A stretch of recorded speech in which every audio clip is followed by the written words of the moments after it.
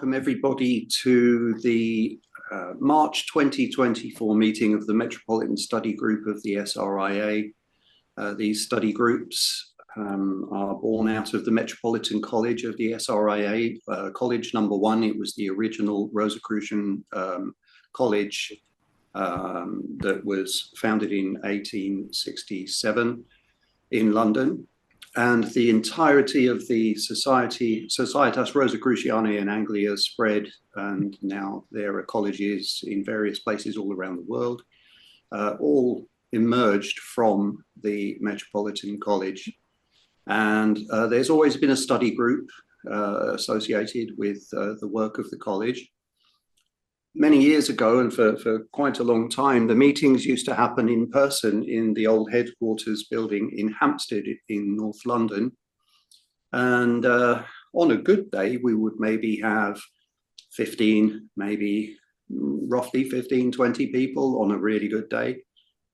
And over the recent years, with the development of Zoom calls, for instance, we began to open up these study group meetings to members overseas. And obviously we've had people then being able to present for the study group papers and presentations in general from various places around the world. And it always was the case that those meetings of the earlier meetings in person were open to men and women. This is something which we, the members of the Metropolitan, feel very strongly about, that these meetings should be open to all seekers, everybody who has a shared interest in the study of the hidden mysteries of nature and science. And we're delighted that we're joined by a number of women, and thank you very much for your presence here. I hope that over the years to come, we have more women. And yeah, so thank you very much for being a part of these meetings. Now, today we have a presenter whose name is Alessandro D'Amico. And Frater Alessandro is going to be presenting on the subject of the Elohim. So I don't know, Alex, if you wanted to say something as an introduction to Alessandro. I will do it. Also, could you just mute everybody else? I think I'll do that. Yes, thank you for reminding me. Yeah. So yeah, I'm going to mute everybody, and then if Alex, you'll need to unmute yourself. Okay, thank you, Sheen. Just to say what's following up from what Sheen just said, we are here in the Atlantis Bookshop in London, and we moved from our headquarters in Stanfield Hall, and it's for us today, we have a full house in the bookshop. We have Alessandro, who is presenting live in the bookshop, which is also wonderful. So if you look at the progress of what the study group has been doing over the past couple of years, I think today is a really wonderful example of how you know, how much the word of the study group is beginning to spread across the world, literally. So it's very nice to be able to be here today. Alessandro I've had a quick glimpse at the presentation, and it's I can say we've got a treat in store for us. So what Alessandro is actually going to be presenting to the room, because the room is so full, so we'll be able to, everybody on screen will be able to see his presentation, and we will have the added bonus of having it live presented to us live in the room. So thank you all very much, and thank you, Alessandro. And then what I'll do is I'll share my screen, and then we can get the presentation up. Oh, could you just enable screen sharing, Sheen? Yes, 1 second. Just one moment, please. Okay, all yours.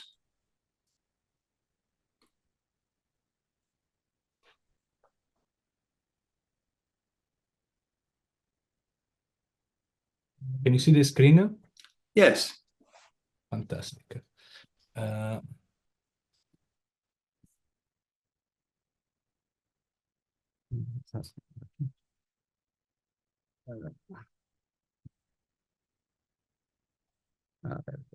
Yes. Fantastic. So, hello everyone. I'm Alessandro. As you can easily guess from my accent, I'm Italian. I'm a member of SRA, Metropolitan College #1, and I'm very happy to be together with you today. First of all, extremely a privilege to be at the Atlantis Library. So we understood how historical this building is, and also to have many people from different colleges and also friends or curious alike. Today presentation focus on Elohim. I would like to set it as a discussion. It's such a complex topic that it's very difficult to find. I don't think we'll find a conclusion to Elohim. So I will bring you in a journey. You know what I discovered about Elohim, what I think might represent, and then we can have a discussion. First of all, I mean, just one big step back on Elohim, because there might be some people not familiar with the topic. So generally, the big question mark before we talk about Elohim is who is God, right? That's the question. Sometimes also when we say, okay, I believe in God, in which God? There are these question marks we need to ask ourselves, and the answer sometimes is not that straightforward. It's not white or black. There are some shadows, and that's what we're going to explore today. First of all, just an index of what I'm going to cover. So why it is a research. So why I decided to come with a topic on Elohim. The second one is Elohim and its possible meanings. Also trying to look a bit of the grammar and examples. The Christian Gnostic view, an alternative view on Elohim with Mauro Billino, that is an Italian scholar, a stimulus for a new research, the Anunnaki and Elohim, that's more like a hook for the future, and the mystery known to the Rosicruciana and Rudolf Steiner. This one is going to be a little text that we're going to read together, and then we're going to have a discussion. So as you can see, I didn't decide. I would like to bring in a journey, and be free to interrupt me if it makes sense. Otherwise, we are going to discuss in the end. 1 second. I just want to check that everyone can everybody hear Alessandro online? Yes, we can hear very clearly. We can't see anything but Alessandro's hands at the moment, but I guess that's fine. Yeah. It might be nice for him to just poke his face onto the camera and say hello. Okay. Yeah. Okay. No. Yes. So as we said, so he is presenting to the room. So it probably will be his hands, and then he'll be on camera for questions. That's absolutely fine. Sorry, we have 1,000 of people in the room. Perfect. So let's start. So the genesis of my research journey with Elohim. So even before we deep dive on the topic, this is actually a stimulus that came from Frater Alistair during dinner, and Stefano, you were there as well. So it was a few months ago where we started to discuss Elohim and the possible meanings. And then together with Frater Steven, we were looking at the topics that I was able to cover during the study group. We said, among the others, Elohim might have been like an interesting topic of discussion. Big acknowledgement here, not to protect myself, but I'm not an expert. I do very different things in my life outside the temple. So some inaccuracies are possible, done in a very genuine way. So be free to challenge, especially on this topic that is very, very complex, because it also requires a bit of understanding of Hebrew numbers and so on. So please don't take it in stone. A personal reflection from my side working on this research is generally on, especially if people are starting, like I have an interest in esoteric topics. What I noticed is that in esoteric topics is not like a module. It's not that it goes from A to Z at the beginning, because generally also if you want to do a training on something, you start module 1.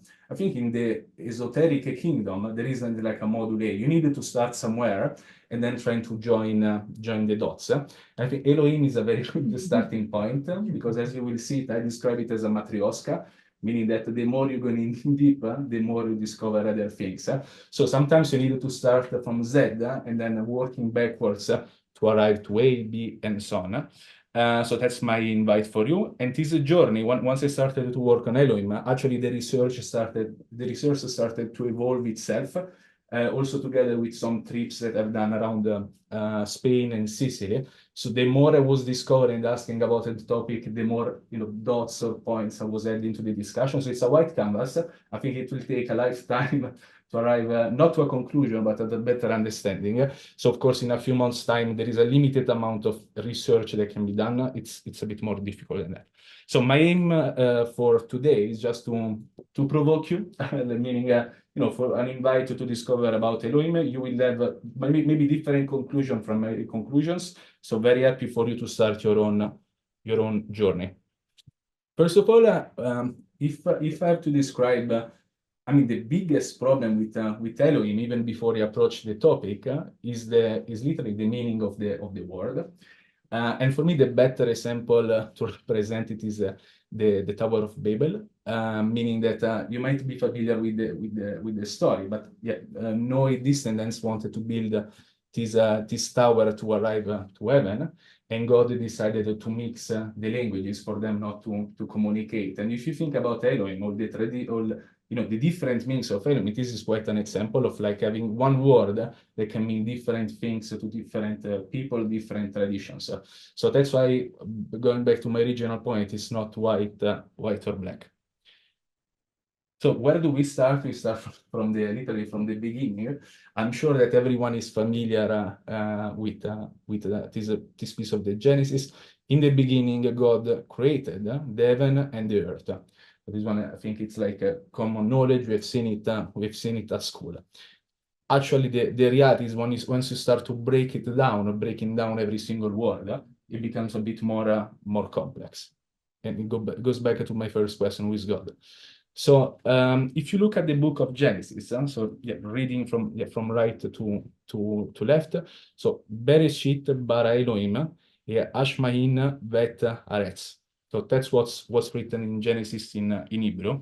So if we start to break it down, so Bereshit means in the beginning of something. So there was a beginning of something not very defined, without shape.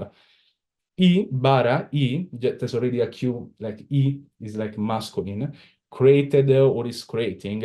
Elohim, that for the sake of this slide, we are going to call as a generic word for God. Et Ashmaim Ve'aretz. That means the heavens and the earth. The heavens and the earth, in this case, you don't have to read it like the heavens and the earth. You have to consider it as one thing, like one cosmos that represents both. So it's more like everything, the entire cosmos. Quite an interesting word. So who is Elohim? So on a grammar point of view, Elohim is probably the plural of Eloah, that is a Hebrew word that meaning gods or godhood. Although the word is plural, the Hebrew Bible, it most often takes singular verb or predominant agreement. And that's because if you look at the origin of like the Hebrews at the beginning, they were more like they believed in more gods. So it's also quite interesting to see the evolution of the word. There were many gods, and then the word eventually became meant to mean something singular. But at the beginning, it was meant as a plural word. So we are talking about deities in plural. Morphologically, the word is the plural form of the word Eloah and related to El, that meaning the strong one, or in other texts, you might find it as the powerful one.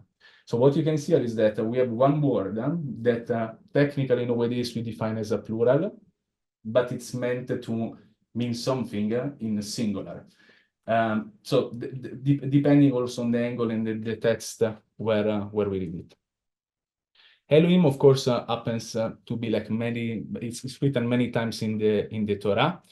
And it behaves like a singular noun in Hebrew grammar, and is then generally understood to denote the single God of Israel, the name, as we're going to see. In other cases, Elohim acts as an ordinary plural of the word Eloah, as I was mentioning, and refer to the polytheist notion of the multiple gods. So what I was saying at the beginning, that they believed in multiple gods, and therefore the word was meant to be plural. An example from Exodus: you shall have no other gods before me. So like meaning that there were more gods around. the word, again, the word Elohim appears to be like over 2,500 times in the Hebrew Bible, with meaning ranging from God to many other meanings, angels, judges, kings, and prophets, literally depending on the text we are going to read. The sentence Ben Elohim translated as a son of gods, and it refers a bit like to a council or like a board of gods. Now, there are many theories on why this word is plural. I found this image online that I found quite funny. Elohim is like pens, singular at the top and plural at the bottom. In one view that is predominant among the monetists, the word is plural in order to mean like an augmented meaning. So even it's plural, but it's to mean it's one God, but like a powerful one. It's a bit like trying to amplify, to boost that word with more meaning. While if you mean it as a singular, it's a bit less powerful, but it's meant to be singular. Among Trinitarian Christians, this has been seen as an evidence for the doctrine of a Trinity, a plural in the Godhead, as we are going to see with a specific slide. Another interesting one that in a view common among both secular scholars and polytheists, the word plurality is seen as reflective of an early Judaic polytheism. So that's what I meant at the beginning. So already meant to be plural and then translated as a singular in the years to come, to mean this specific word that I hope no one will get offended when I pronounce it, is Yahweh. So for some, that's the meaning. So the Lord. I was lucky enough, like we were on holiday in Cordoba a few months ago, and we were like visiting the city with a guide, and there was this study of a rabbi called Maimonides. I didn't know about him, so I started. I mean, we were there with the guide, so I just started to look on the phone. Who was he? He was like he was a very important rabbi that also like worked a lot on the angel hierarchy, and this like one of the, after I was reading the article, at the half of the article, there was this sentence, literally, not casually, literally when I was working on the paper of Elohim, and he's saying a mass premise that every Hebrew knows that the term Elohim is a mononym and denotes God, angels, judges, and the ruler of the countries. So what does it mean? Like if you think about a word like rock, a rock is like a stone, is also music. So that word, it means God, it can mean judges, ruler of the country. So the same word that means different things. And I found it quite refreshing. Then he started to talk about the hierarchy of the angels. So you notice that Elohim is sitting the 7th place in terms of rank. So from this sentence, he started, make me think, okay, maybe there are different meaning of Elohim. So I started to look back at the ancient text. And I'm going to show you some example of how Elohim is getting translated. But before we go there. So something that you might notice in some texts, in particular in the Greek Septuagint, apologize for the pronunciation, Hebrew Elohim is with a plural verb, but it can mean different things. So again, when they're talking about Elohim, sometimes they're talking about angels and judges or guardians. I'm going to show you some example to understand what do I mean. So this is a text from the Exodus. Here we are talking about God. But you must not blaspheme God or curse the ruler of your people. So here God translated as Elohim as like one God. In a psalm, you can find it written both as a god, but also as gods, even as a divine assembly. So we have God presides in the divine assembly. He renders judgment among the gods. So it's almost like indicating that there is one God, and then there is also like a tribe, an assembly of multiple gods, where there is a God that is higher than the others. In Exodus, we read it as judges, and I found this piece quite interesting because it's saying, if not is found the thief, then shall be brought the master of the house to the judges to see whether he has put his hand into goods of his neighbors. Because sometimes when you talk about God, you can mean like God is a judge, God is going to judge you. But in this case, it's quite practical. Like it feels like there is something bad that happened. Someone was stealing, so you're going in front of the judges. So it's a bit more like a practical situation rather than being, too esoteric, at least in my opinion, as it's written. In another text, we have it written as angel.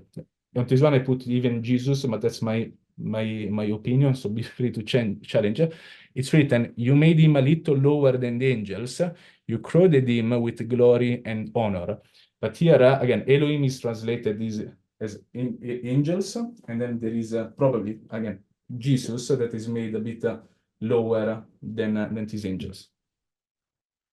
Here in the Psalm 95:3, we have it written as the Lord.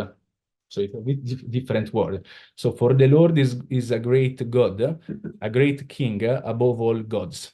So here, again, it's not represented as a judge, as an angel, but it's written as a Lord that is translated as Yahweh. So the Lord of Israel.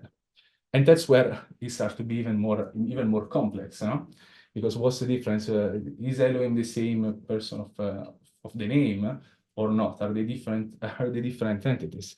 So first of all, what does it mean? So this is the name of the God for the Israelites that we're going to pronounce again with respect.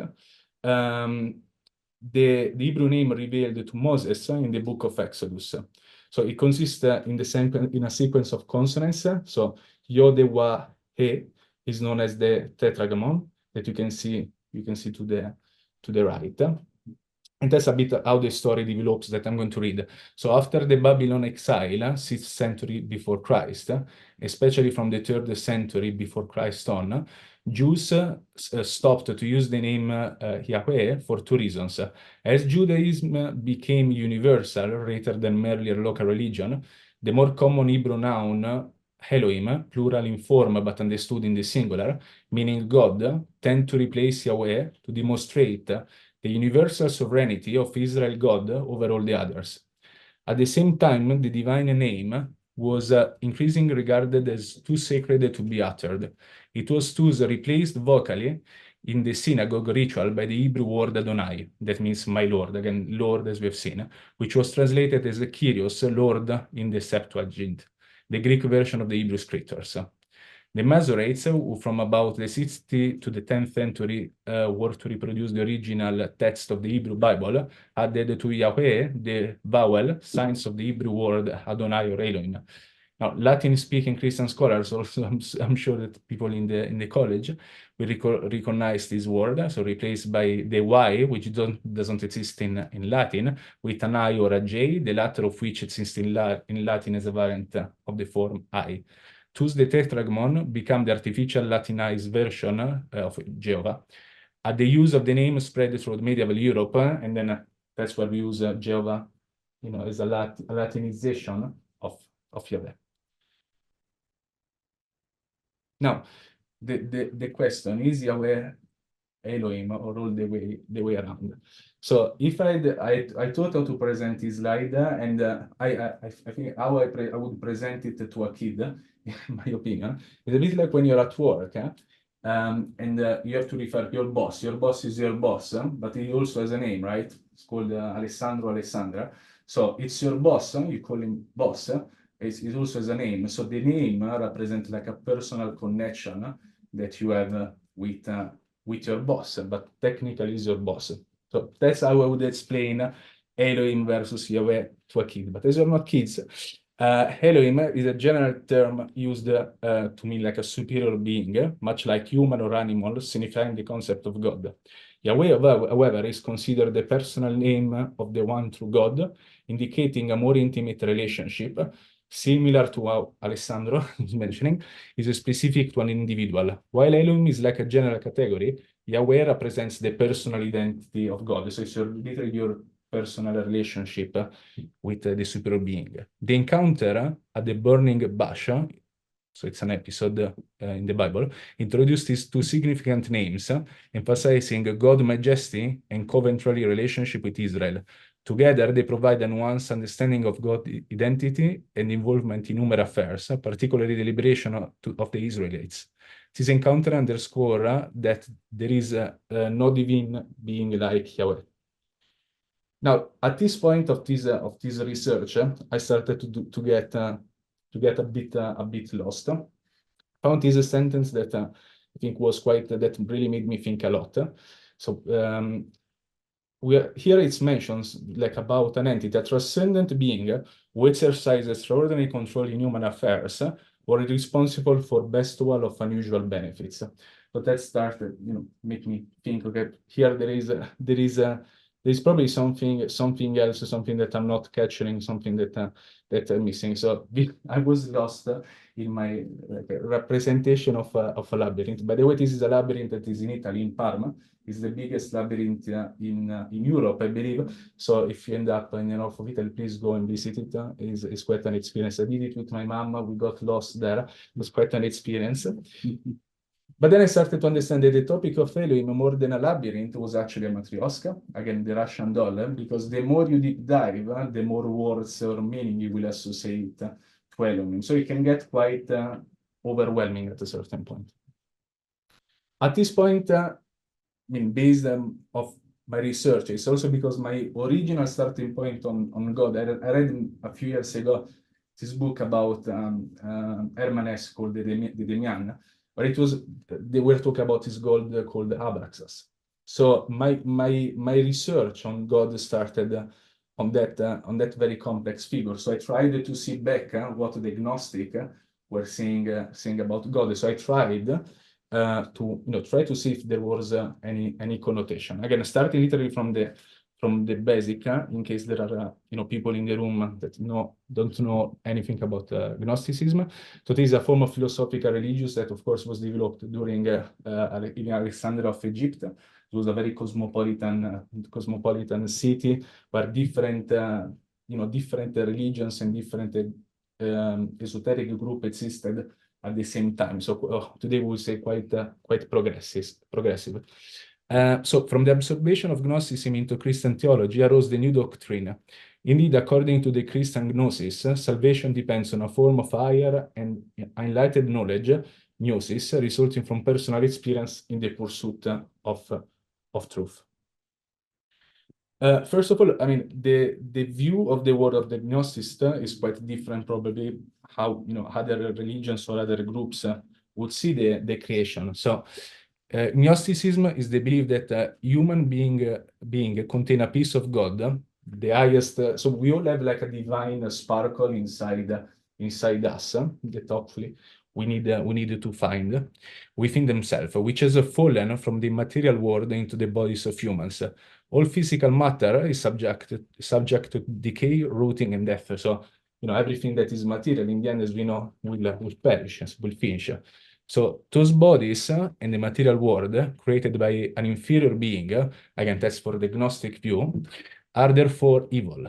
Trapped in the material world, but ignorant of its status, the pieces of God require knowledge, gnosis, to inform them of their true status. That knowledge must come from outside the material world, and the agent will bring it in the Savior or Redeemer. So there is, again, we have God inside. Everything that is material will finish. So our challenge as humans probably is reconnecting with that original sparkle. This one I tried to summarize in a few lines. The mystery of the creation, that is a bit more complex, probably is for a different study group, but in very simple terms, Sophia emanates from the ultimate divine source, but becomes involved in the creation of the material universe without the approval or guidance of the higher divine beings. In her attempt to create independently, Sophia gives birth to a flawed deity known as the Demiurge. The Demiurge mistakenly believes himself to be the supreme God and creates the physical world, including human beings, but lack true knowledge of the higher spiritual realms.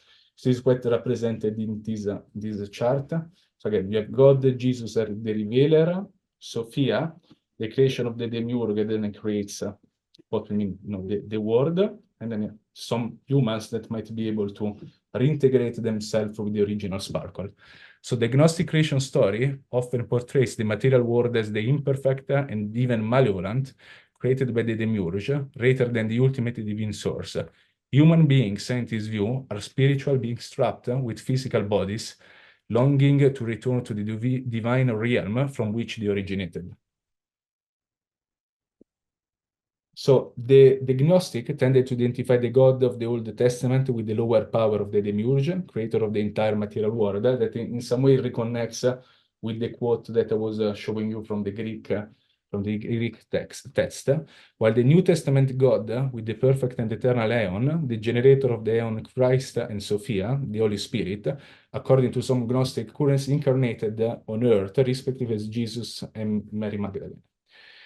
The Alexandrian-based Gnostic doctrine thus underwent further development with Origen. Origen was quite an interesting character, also because of his personal life. So it's definitely a figure that would be worth it to study more.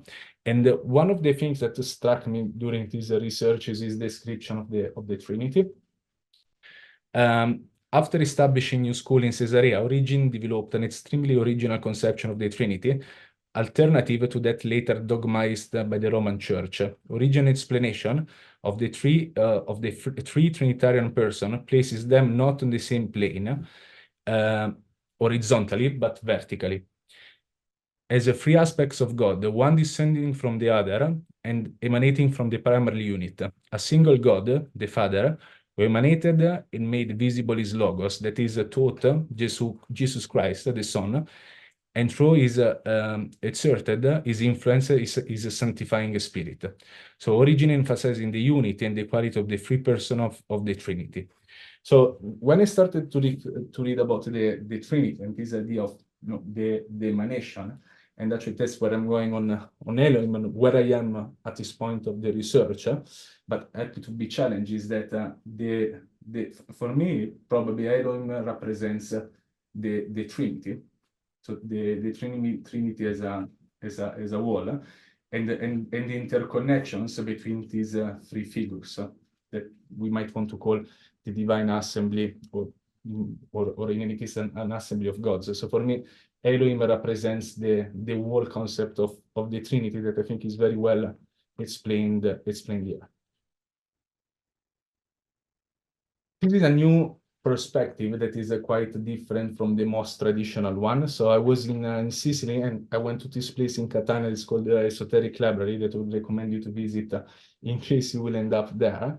And I was chatting with the librarian and I asked him, I'm doing this research on Elohim. Do you have something a bit different versus what I already found? So I explained to him. And he suggested me this book written by an Italian scholar called Mauro Bellino that is called the Naked Bible. He also wrote it in English. I want to make very clear that what I'm about to say is a bit, it's not science, so it's a bit like, so take it with a pinch of salt, take it as a story. But what I found interesting was first to discover that not everything is in stone, and some of these concepts are still very open to discussion and interpretation. So take it a bit like if you're reading a book rather than something coming from a biblical text. So Mauro Bellino, as a context, is an Italian scholar. He did a lot of translation for San Paolo, that is the editor of the Vatican, wrote many books about ancient texts. So someone that really went there to study or seeking to discover some of the semantic secrets within the ancient text. And he's also a brother. In the last 20 years, he hasn't been very active anymore, but someone that knows the esoteric world. So again, to be taken with a pinch of salt, Elohim has evolved being ancient astronauts. Meaning the starting point of Bellino is that Elohim is a plural, but it doesn't translate with God. What I found very interesting, I hope you will have the chance to read the book, is that he starts to challenge what's written in the Bible, seeing that the Bible actually doesn't talk about God. It talks about the relationship of the Lord, Yahweh, with the tribes, but it doesn't talk about God in absolute terms. And it will give you a lot of examples of many things in the Bible that are not that we read in a way, but actually were meant to say something different. So just read it, have your point of view. But I think it was quite a refreshing a refreshing point of view versus other things you might find online or in other books. So in the Old Testament, according to Billino, the term Elohim does not indicate a divinity, but a group of evolved beings superior to man who accelerated the evolution of the human race thanks to their advanced genetic technology. The Homo sapiens would be precise the fruit of their work.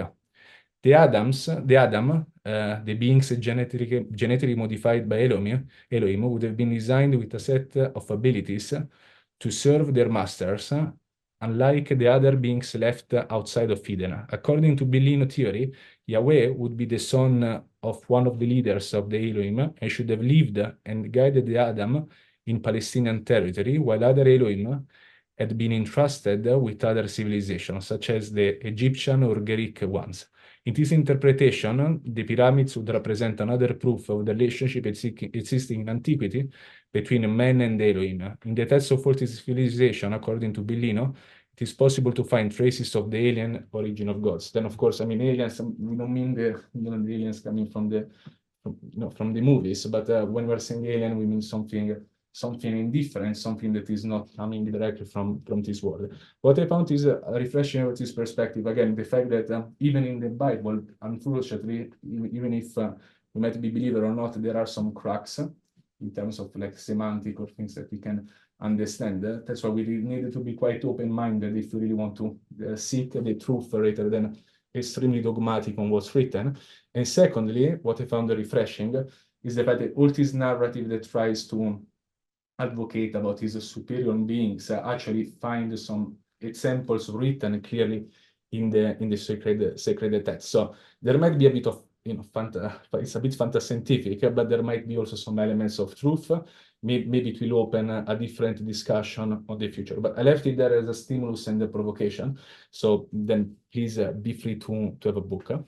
And on this point, another a bit controversial version that I found is the relationship of Elohim with the Anunnaki, that you might know as this group of deities coming from very ancient Mesopotamic traditions, so dating more than 4,000 before Christ. Some traditions, it seems that even the Anunnaki, that were these superior beings, superior divinities, they can be taught to be like this divine assembly that we have read in other texts. It's a stimulus for another research, but here, if this is true, we are literally going, back on a very even more ancient tradition. So the word Elohim is actually might be even more ancient than the one we've been discussing so far. I found this text very interesting from the Rudolf Steiner archive that I wanted to read to you because it took me a while to find it, but it really links well with the Rosicrucian. It's quite a complex text. I'm going to read it, and then if everyone is curious, I'm going to share with you the link where there is all the original text. That it's quite refreshing. This link with something that is referred to as the mystery of the temple. So what was taught by Christian Rosenkreuz could not be imparted to many people, but it was embodied in a kind of myth. Since it was first given out in the 15th century, it has often been replaced and explained in various brotherhoods. It was told in larger brotherhood, but was interpreted only in intimate circles. This isn't the approximate content. There was a time when one of the Elohim created a human being whom he called Eve. That Elohim united himself with Eve, and she gave birth to Cain. After this, another Elohim, named Yahweh, created Adam. Adam also united himself with Eve, and from this union came Abel. Thus, we see that Cain is a direct descendant of the gods, but Abel is a descendant of Adam and Eve who are human. Now the myth proceeds. The sacrifice which Abel made to Yahweh were pleasing to him, but the sacrifice brought by Cain did not please him because the birth of Cain was not ordained by him. The result was that Cain committed fratricide. He killed Abel, and for this he was excluded from communion with Yahweh. He went away into distant lands and founded his own race there. Adam again united himself with Eve, And from this union came Seth, also mentioned in the Bible, who took over the role of Abel. Thus, we have two generations of mankind. The race of Cain, who was a descendant of Eve and one of the Elohim, and the other race which had human parentage and was brought into existence of the command of Yahweh. This legend portrays the destiny of the third, fourth, and fifth post-Atlantean cultural epoch. We are dealing, therefore, with two races of mankind, with those who, like Solomon, are in possession of divine wisdom, and with those of the race of Cain, who are conversant with fire and know how to make use of it. Let's remember that also, like Solomon, like he during the construction of the temple, he needs the logic of Hiram build the temple, but then Solomon the more like spiritual form. So it's always a combination of logic and spirituality. Where I was, the fire is not physical fire, but the fire of wishes, desires, and instinct, which burns in the astral world. These two types were always present and continues to until the fourth post-Atlantean cultural epoch. Then come the founding of Christianity. Through it, the earlier piety, which had been bestowed on mankind from above, became passionless and detached, and was merged with the element which came to the earth through Christ. Christ, who is not only the incarnation of wisdom, but who is also love itself, a supreme being who has so purified his astral body, or Kama, that it has been changed into Buddhi, a pure flowing Kama which seeks nothing for itself, but turns every passion into unending devotion towards the things outside itself, is inverted Kama. Buddhi is a Kama which has been changed into its opposite. Christ would not be born within man as his brother, but only as the ruler. It is therefore necessary that the sons of Cain are active throughout the whole of the fifth post-Atlantean period. This worldly element becomes more and more evident in the history of the fourth and fifth cultural epoch, thus making manifest the entire development of a world history at a physical level. And alongside this worldly stream of materialism, the personal element of egoism is involved, which leads to the war of all against all. Even though Christianity had come into the world, it was in a sense a secret shared by a few. But it made the people of the fourth and fifth cultural epoch aware that everyone is equal in the sight of God. That is as a basic principle of Christianity, but it cannot be completely understood by man on earth so as long as it is immansed in materialism and egoism. I'm going to send it to you because it's quite dense text, and especially at the beginning, you might want to almost draw what's happening with Elohim. But what you can see here is that so we went from like a more like a grammar approach to Elohim to like very strange theories, alternative theories, some stronger than others, to also the view of Steiner that actually tried to link it with the origin of Christianity. So it's quite again, going back to the Matryoshka, is I don't think we'll find like a defined agreement in the room of who is Elohim, because it tends to extend. Again, my personal view, and it's what I'm trying to deep dive now, is that there is definitely an element with the Trinitarian view of origin. My question mark also in my mind, does Elohim represent the three, or does it just represent the original God that then by emanation created the other two? That's a question mark that I still have in my mind. So happy to have this discussion. So I think I'm done with the presentation. I would like to open the Q&A. I didn't want to write a slide as a conclusion because I don't have a conclusion yet in my mind. So it's more like a question mark. So maybe in 1 month I will change my ideas. So be free to challenge me, to confirm what I'm doing, or also like to add the new material in my research. Yeah, but first,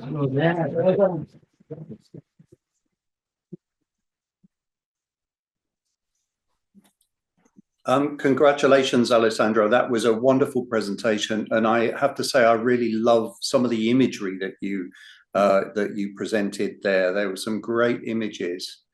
I could quite happily spend time observing some of those in more detail.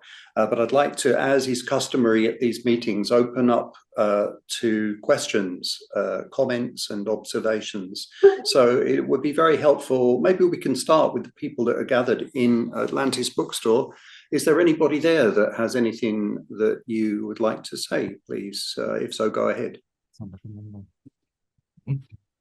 We have a hand up at the back of the room, I see. Yes, we do indeed. It's Hasu. Oh, Hasu, hello, mate. Hello.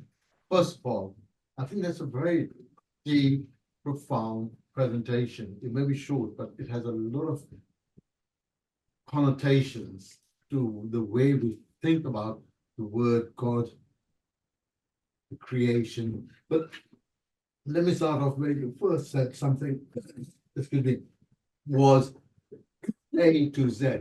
I think as esoteric thinkers and those who are in search, we should start from the first letter of the alphabet. It should be M, me.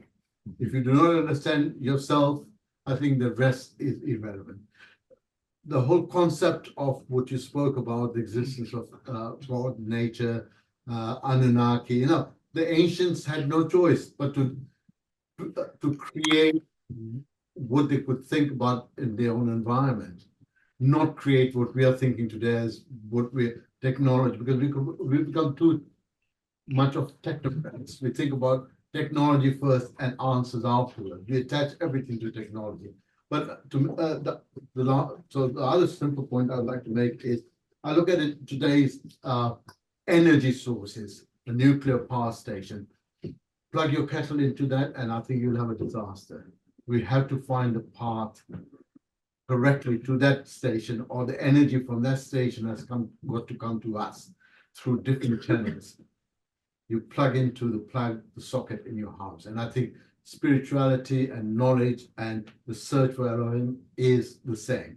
You start plugging in from the first point to reach the ultimate goal. But very much of something that I will follow through. I look forward to reading the paper because I think there's much more in there than what you spoke about. And I think you've done a marvelous, marvelous job. Well done. Thank you. Yeah. Feel free, Alessandro, if you'd like to respond to Hasu there, go ahead.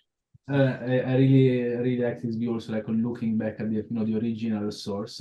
So and starting within yourself and then trying to reconnect or integrate yourself, from where we are coming from. Just quickly, in my mother language, Croatian, anything that has any eminence is always referred to in plural form. So when you read the Bible in Croatian, it's always in plural form, but we never consider it actually to be more than one person or one being. It's just that if it's something high on the hierarchy, we always refer to it in plural form.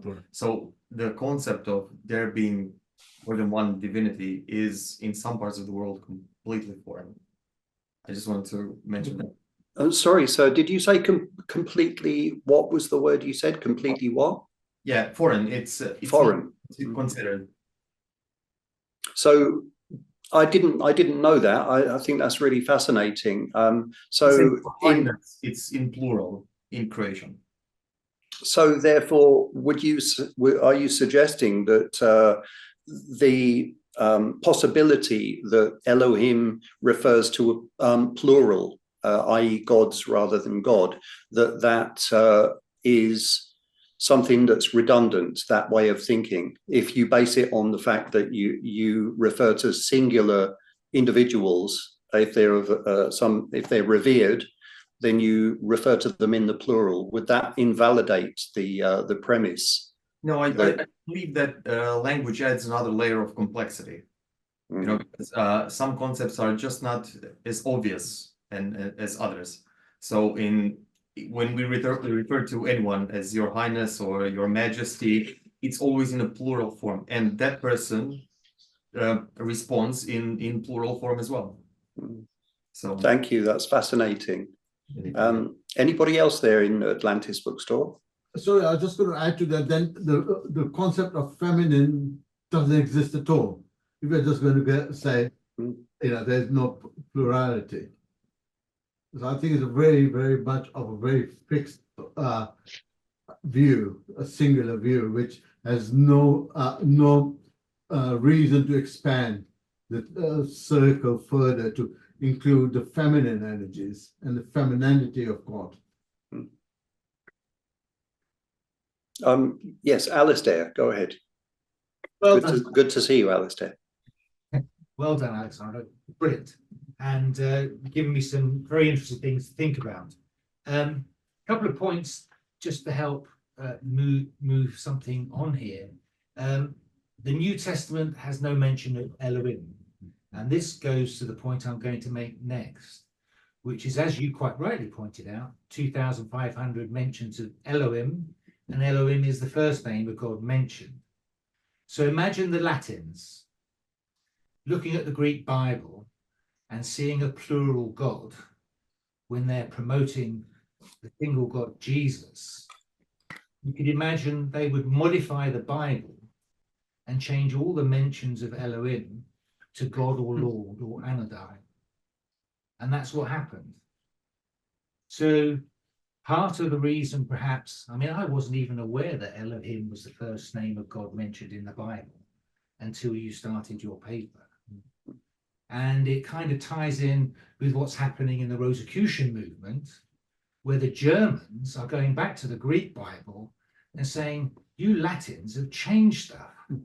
And they're going back to the Greek Bible, and there's Elohim, a plural name for God's. I love the new things you introduced, and I've been looking and working on some of those bits myself for later, and there's more and more. But I think you really bang the gong to say, hey guys, someone's changed something here. And I love your trouser allergy. I absolutely love the trouser. And it makes me think, is that the Trinity? I mean, is that what you're saying? Because quite often you hear Elohim mentioned and then the Trinity. So as the Elohim trousers morphed into the Trinity, and that's really interesting, because if God's in the sense of God is Elohim, then Son and Holy Ghost makes sense as in God's mentioning two, but it's all one. I haven't got an answer just like that, but I really love what you put forward today. Thank you very much. Thank you, Alessandro, for the excellent presentation, and thank you very much for inviting me to this study group. And I appreciate that everyone is welcoming newcomers, and thank you for that.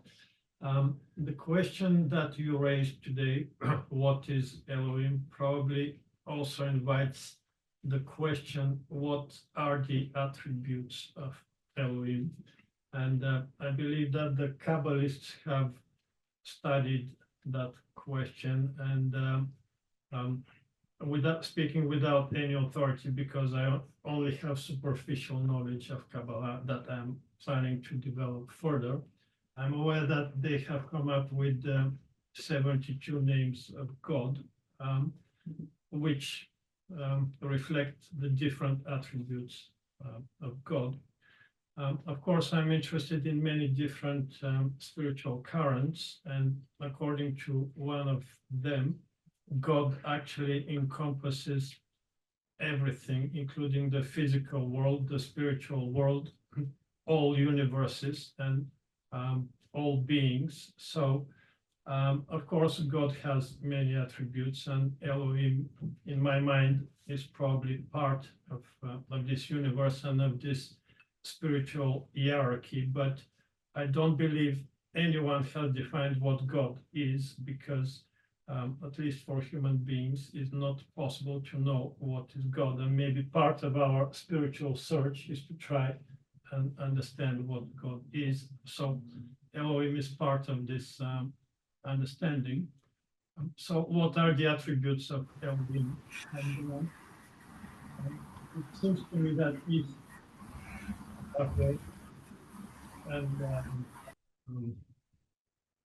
Adonai, or if there are more than one Elohim, as Steiner was suggesting, I mean, this seems to indicate that Elohim is part of the spiritual hierarchy, but probably not one of the higher beings, since Elohim became angry, or since they rejected the offspring of the other Elohim. So Elohim seems to demonstrate some human attributes like anger or vengeance, or this kind of attributes, which also indicates that it is probably not one of the highest beings in the celestial hierarchy, if we can put that in this way. So what I'm trying to do is to raise the question of what are the attributes of Elohim, and how to kind of get a better understanding of the question that you raised today.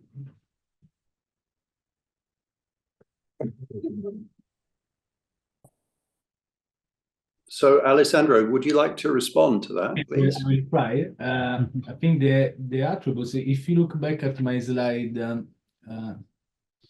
okay, also because you were mentioning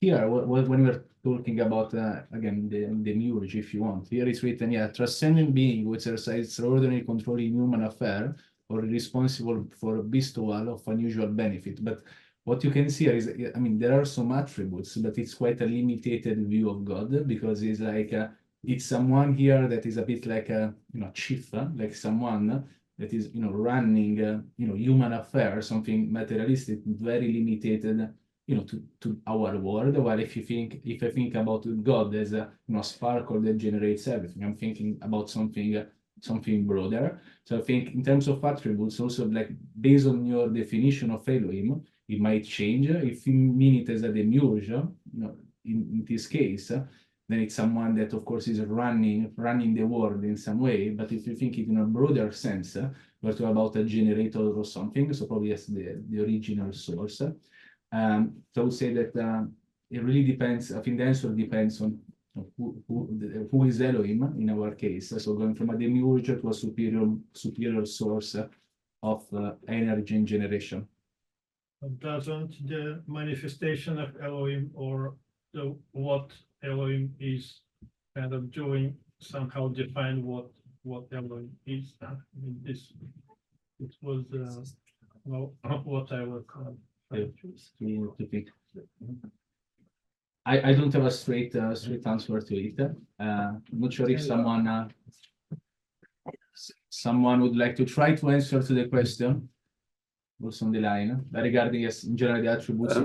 I would like to just make a comment. Is that to try to pin a definition on something which, by its very nature, is beyond definition, is a fruitless task. So we're trying to use words to describe something that is beyond words. And we can end up tying ourselves in a lot of very complex knots if we're not careful. If we try to pin a definition on something which by its very nature is undefinable. Feel free to comment on that, anybody. We have one question in the room, and then probably I can see a lot of hands also online. Just a quick thing. I think you come across well done. Anyway, that's beautiful presentation.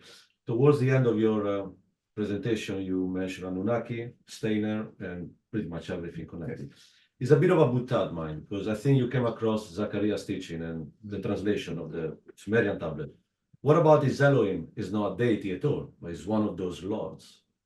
And as Cheney said, we can't describe something that can be described with words, because from my small knowledge of Judaism, being a member of the Royal Arch, you can't really say the name.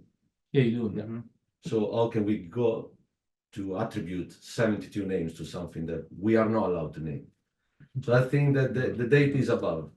And the Elohim, I read the 12th planet, I think, quite a few years ago, and it makes sense on what is the materialistic way we live. Of course, I don't think that they created everything. They created maybe us, maybe we don't know. They didn't create the earth as it is, so there might be a superior power which we cannot describe, as James said. but they very well describe them. And I believe after your presentation, I never thought about, because I never had the time and the idea. The Elohim is nothing else that they're lords, plural, as I don't remember now the names of the three main rulers of the Anunnaki species, if you want to call it. Because even thinking that, I don't think it's pseudoscience, because we are not sure of anything. And I do believe that we are not alone physically in the universe. It still be, the odds are contrary to that.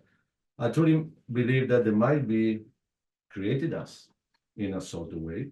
And the Greek Bible is nothing else than old documents, old knowledge transmitted. And maybe they Latin made a mistake, but not the Greek. Elohim is still plural. Elohim still are those beings that were above the human species. But it's not God. It's not the center, or as you said, us, what is inside us. So that's, I think, my end conclusion. I think just to put one sentence, I think we are putting the cart before the horse. Until we get the full environment, until we decide how things fit in, it's very premature and very much of a philosophical way of thinking about things. What suits you is good enough. It's true, but yes, and I just want to, you were mentioning the Royal Archive, because something that I realized with the research is it also shaped a bit your belief. Because, for instance, if we see the Lord as someone that is actually, in control of the world, like more like on materialistic point of view, and then in some rituals you're actually, almost adorating this figure. It started also to shake, I think, some of your beliefs, or even like orders where you belong to, because one thing is to talk about God as a good being, but here the narrative is slightly different. So I think I was thinking exactly about the Royal Arch when I was doing this research, when I was going to the Lodge of Instruction. So I think it also shakes some of your belief. And to your second point on the Bible, really, I would recommend everyone to read that book, because what you were saying, in the end, it's all a narrative of power. So the books have been rewritten, in some way to write a narrative. So that's what I'm saying. Nothing is in stone. So there are a lot of cracks and there are examples. So I think we have to be open-minded enough, to challenge and open back all the things that we gave for granted across the century. So even theories that are a bit more borderline, aliens. I'm a very rational person, of course. I can't believe aliens, but I want to be free to think that there might be something we don't know, and that's what I think we have to, dedicate ourselves to study. Thank you, everybody at Atlantis Bookstore. I'd like to hand over to some of the other people who are joining us elsewhere in the world. So, Greg, thank you very much for your patience. Greg, you've had your hand up for some time. Over to you. Hi, yes. Hello, everybody from Calgary. I'm just really enjoying this discussion and a great presentation.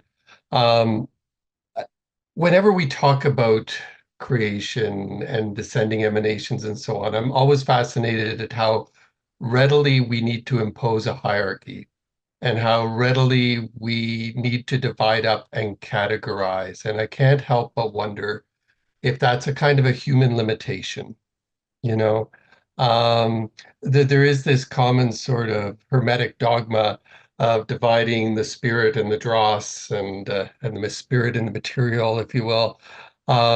But it's kind of interesting. The more I think about it and the more I dwell with it, I'm coming to perhaps look at things in a slightly more fluid way. And people have alluded to the idea that, we're trying to explain something that we haven't really got the language to explain. But I do wonder if there is a much more fluid dynamic going on here. And I'm fascinated, by example, with passages like Psalm, I believe it's Psalm 86, right? You are gods, addressed to humanity, sons in that generic sense, of the Most High. You are gods. The word there is Elohim, right? Elohim addressed to human beings. And that is a quote that the Christ actually makes in the New Testament. So there is a reference to Elohim in the New Testament, but you know, you can't just hang things on one scripture, but I mean, it kind of points to other concepts that come up throughout the Old Testament and the New Testament, right? This idea that there is something much more fluid, that there is this mishmash of spirit and material in this plane where we are, but we make a strict division, right? And I'm not sure if it's not a much more embodied thing, a much more fluid thing.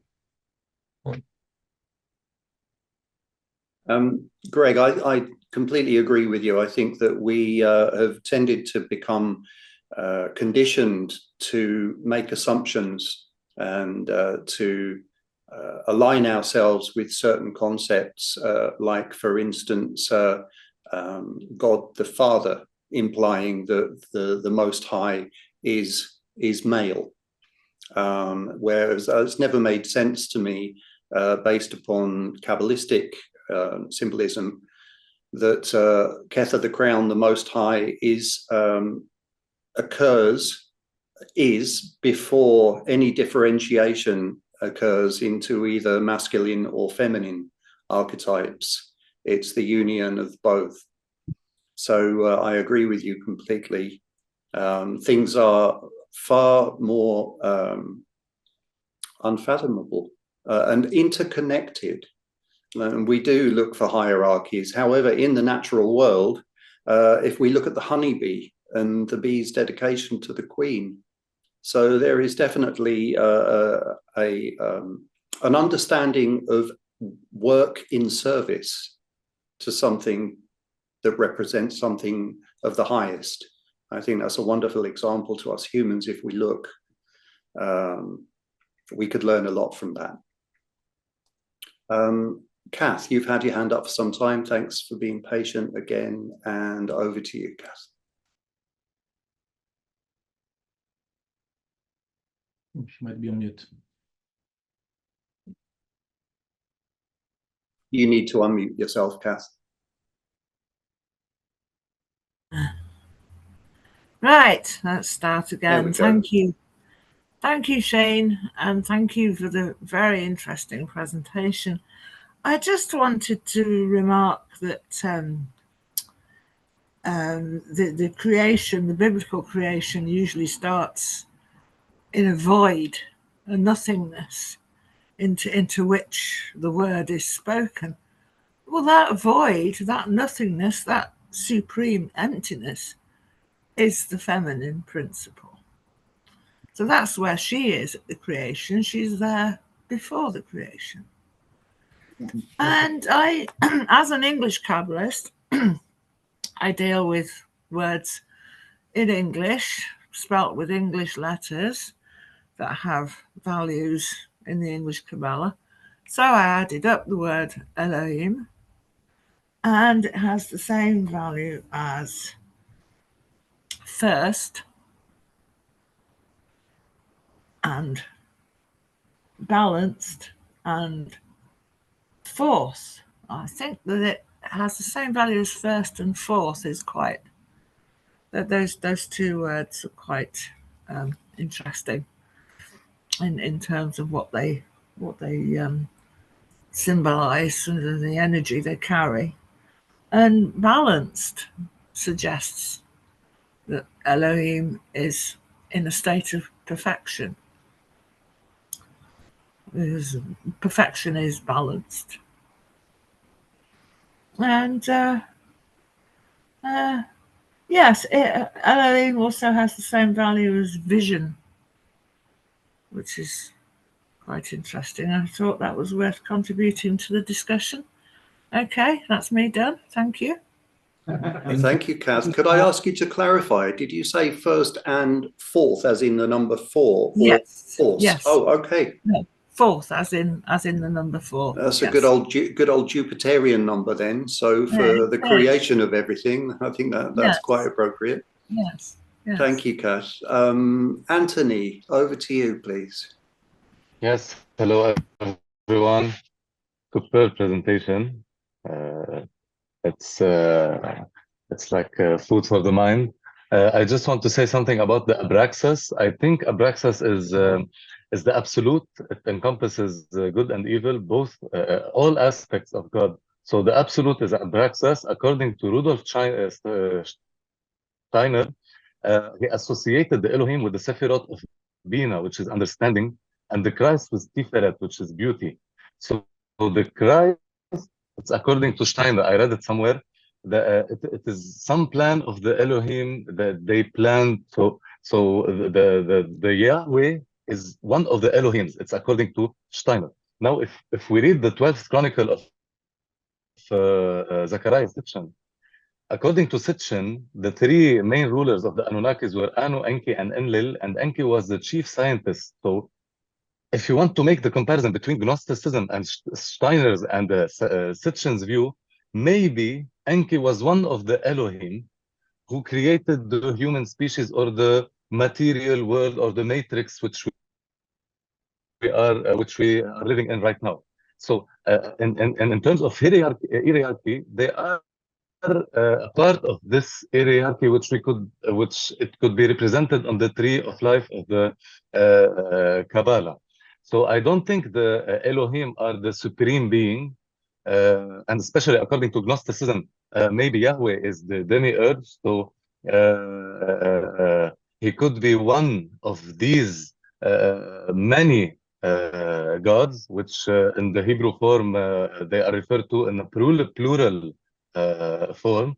So I do think that this material world which we live in, if we combine the views of Sitchin and Steiner and Gnosticism, I think it is a matrix made by Elohim, which they are, let's say, like archangels or something, which they are below the absolute or the Abraxas, which you already mentioned in your presentation. I don't know about I don't have specific knowledge in other beings in the hierarchy, but I think the Elohim are only part of this amazing and big scheme which contributed to the creation of our world, or maybe many other worlds around.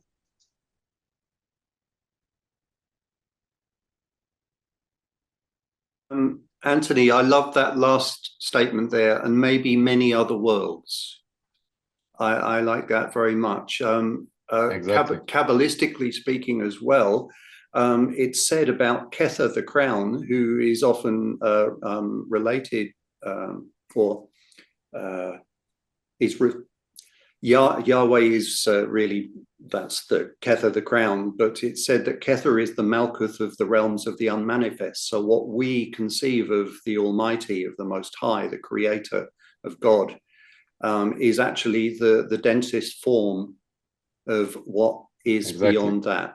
And I find that concept so fascinating, and very much in relation to the times we're moving into, and I believe we'll be moving into, particularly in the next 20 years. I think our comprehension of the interconnectedness of life and the vastness of creation, we are going to have some very expansive revelations, I believe, within our lifetimes. Yes, I do believe so too. Thank you very much. It's lovely you could join us today. Thank you. Stephen Goulder, over to you, Stephen.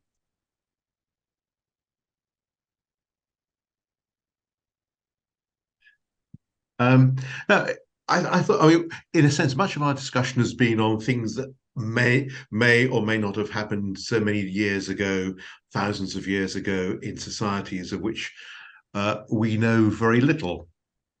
And that by implication, these experiences aren't ones that occur now.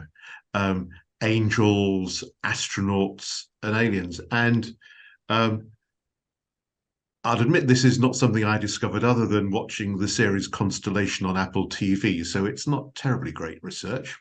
But interestingly, something that was put into the drama was an incident that occurred in 1984 on the Russian space station Salyut 7, when three cosmonauts who would otherwise have been absolutely scientifically orientated in a materialistic ideology became reported to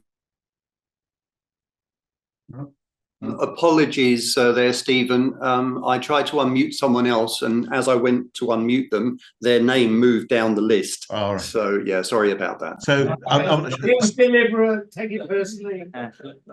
So three Russians on the Salyut 7 space station. Commander Oleg Aktov reports to the control center that in fact the space station is now bathed in orange light, completely surrounded. The three cosmonauts report this orange light moves through the walls of the space station and that they themselves are bathed in this orange light. And from the orange light, they observed and reported this observation that they saw the faces of 7 angels who are hovering just outside the space station. They told the ground control that their faces and bodies looked human, but these beings had wings and halos, and that the angels kept up with the movement and speed of the space station for 10 minutes before disappearing as quickly as they came. This was widely put down to some space sickness or some sort of collective hallucination. Then 11 days later, the crew were joined by 3 more of their colleagues from the Soyuz T-12 spacecraft. They joined, and a short time after they went into the space station, 6 of them present, all themselves reported being bathed in an orange light, and that those 6 cosmonauts, the 3 plus the 3 that were before, again reported that they could see angelic beings who were keeping up with their wings the speed of the orbiting space station, and that they were the size of an airliner. Now, such was the consternation of the Russian controllers that, of course, they suppressed this observation.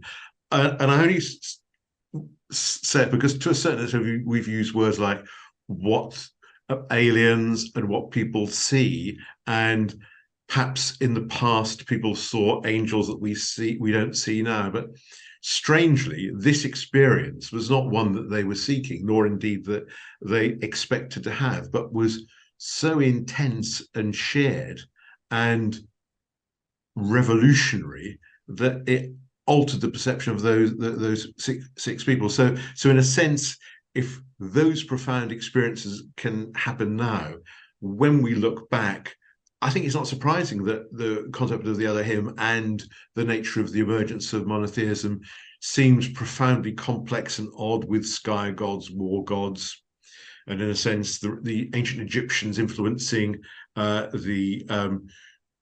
those that became the Hebrew faith, as well as in I think there's so many things that are going on at the edge of our perception that can exert a profound hidden influence. It's very difficult, really, to plot the course by which what we now experience as theology and religion and esotericism actually arose. I mean, I just throw that in as something as something as a curveball to what we've actually been discussing. You were taking notes, Alessandro. Once upon a time. Alessandro, would you like to comment on that at all, or anybody else? I will think about it.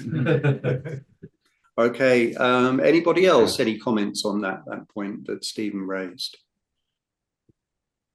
I would just add is it comes to the central point is authenticity history or truth?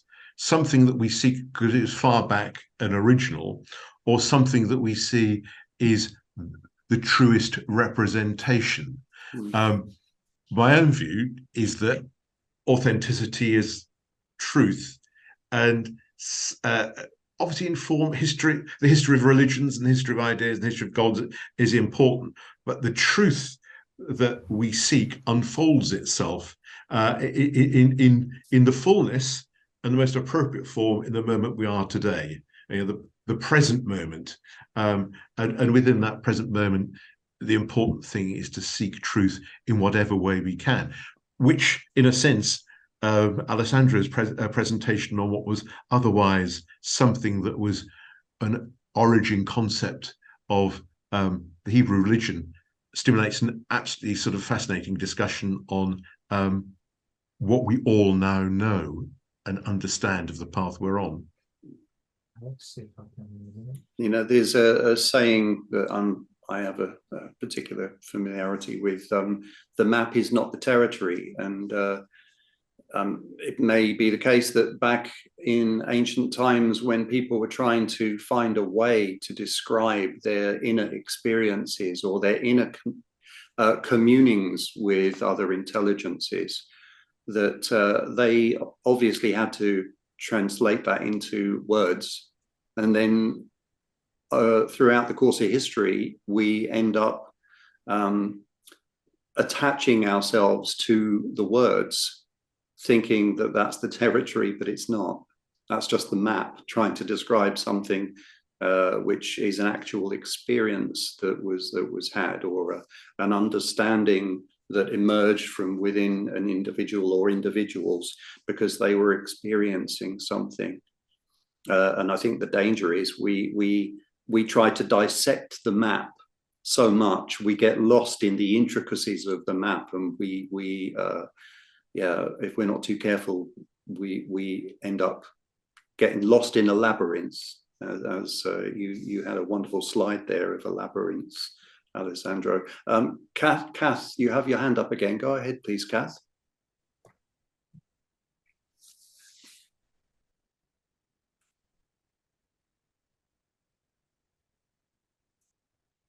You need to unmute yourself, Kath, if you're there, if you want to speak.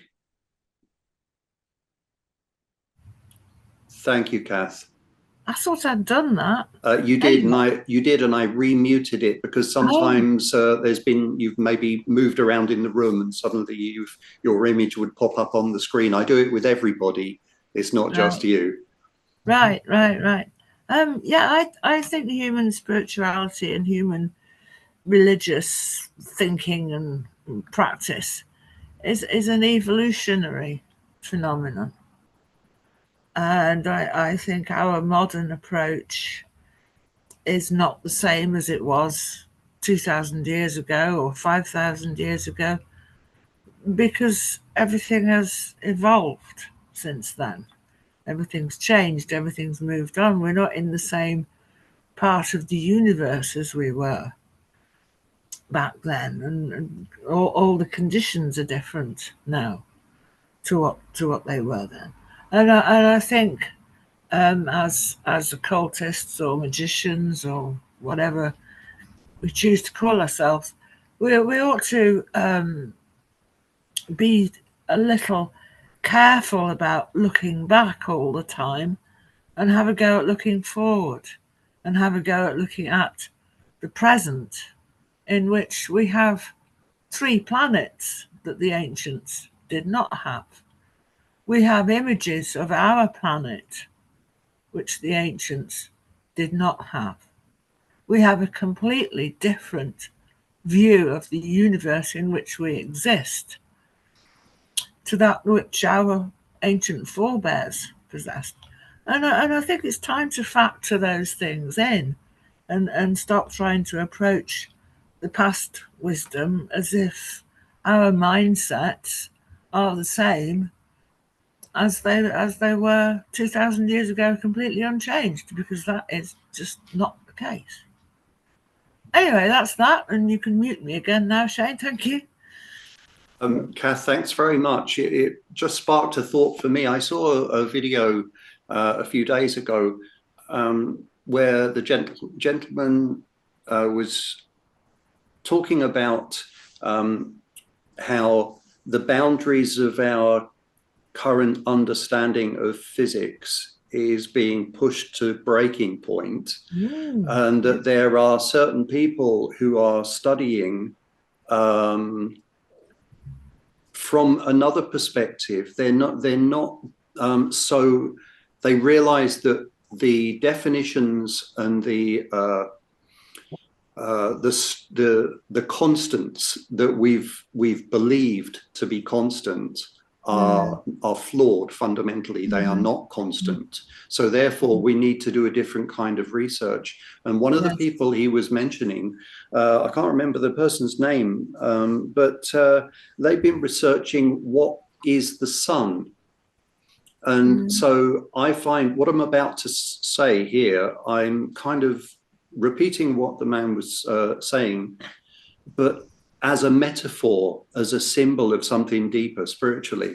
So obviously the sun it's connected symbolically with the Christ. And this man's research is leading, he's putting forward that the sun itself is not made of plasma. And the hypothesis he's putting forward is that the sun is actually a liquid. It's a form of liquid. It's fluid. It's not a plasma.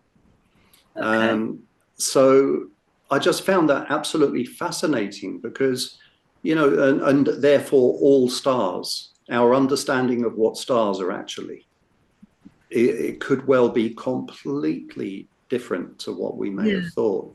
But what if you know, you mentioned about the great cosmic void being the archetype, the ancient archetype of the feminine, the cosmic womb of space. And it just, I find it very curious that the Christ and what are the possible implications that the sun itself may be fluid? You know, that there's maybe not such a masculine energy. Yeah. I just find it's very curious. And so thank you, Cass. But let's move on. Go on.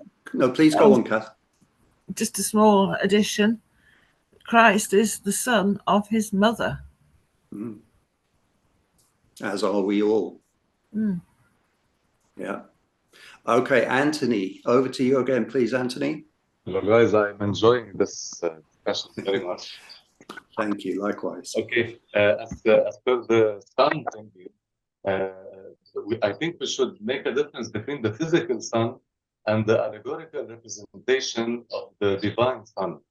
So, because we are all working on the principle of as above, so below. So what's being manifested in the materialistic realm, it's also being manifested in psychological or in the divine realm. So the physical sun has a parallel as a divine sun. So I think the Christ being the sun is a parallel, not the physical sun, not the fluid physical sun in the sense that we can sense it in the terms of the four elements.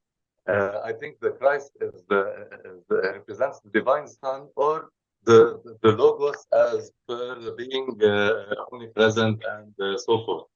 The second point I want to talk about is about the mystical experience. I think Kat or Greg, you were talking about it. 2000 or 3000 years ago, when people had mystical experiences, okay, let's say through psychedelics or through extensive meditation, the translation of this mystical experience, I don't think, I think it was being distorted by our common language or by alphabet, or by, I don't know how to say it. The language we are using is human-made. So translating a divine or a mystical experience through common language, it will definitely be distorted. So I think we should be experiencing this phenomenon in order to completely understand it. This is my take on the subject. Thank you. I absolutely agree with you about experience beyond intellectualizing about these things. So meditative practices, sensory practices, or extending our sensory capacity beyond our conventional physical limitations. Exactly. Anything that can engender that.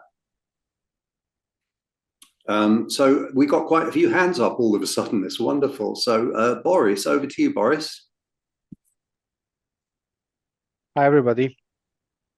Hello, Boris. What a fascinating discussion. I think triggered by this great speech of today.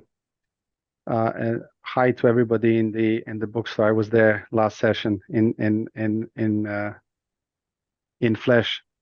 It was a lovely experience. I encourage everybody who visits London to actually join once. It was beautiful. I'm inspired in so many ways, but I'll try to keep it short.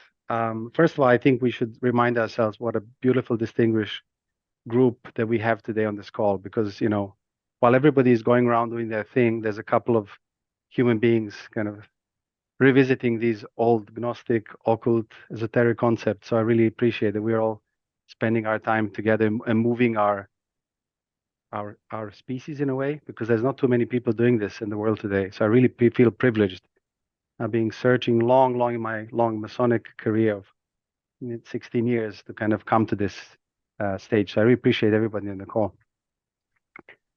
Second thing I want to say is that my father was a quantum physicist. He died 15 years ago, and he kind of taught me that whatever we do in spiritual things, we should also try to connect with science. Of course, there's always a gap, and the question is whether we'll ever be able to close the gap. And it's to Stephen's point, a lot of stuff we're discussing is, you know, hearsay and myths and legends, and even our, you know, poor Russian cosmonauts. You know, you can say it was a hallucination. But recently, last year, in fact, 3 quantum physicists got awarded a Nobel Prize for proving in experiment what my father and similar theoretical scientists. My dad was a Manchester PhD, so he had an international career in quantum physics. You know, and they were doing these kind of entanglement theories, where, for people who are maybe not aware, on a subatomic level, certain particles of 8 atoms start behaving in a similar way. They're entangled initially with the initiated, and then this kind of change in spin continues even at further distances. There was even talks of people showing that this works even in orbit level. So finally, somebody's trying to, you know, managing to prove that entanglement works. And I was thinking, while Stephen was speaking about the scientific aspect, I said, hold on, actually, if you try to combine to what we're doing, you can say that, you know, whoever meets in a lodge is entangled in a way, right? So then when we go our ways, we part ways, we are kind of in sync, and we are somehow thinking and behaving together. So I would love to kind of think that our lodge experiences are a way to put us in the same spin whenever we meet and when we open in the lodge. Yeah, I was just, and I also want to say, to your point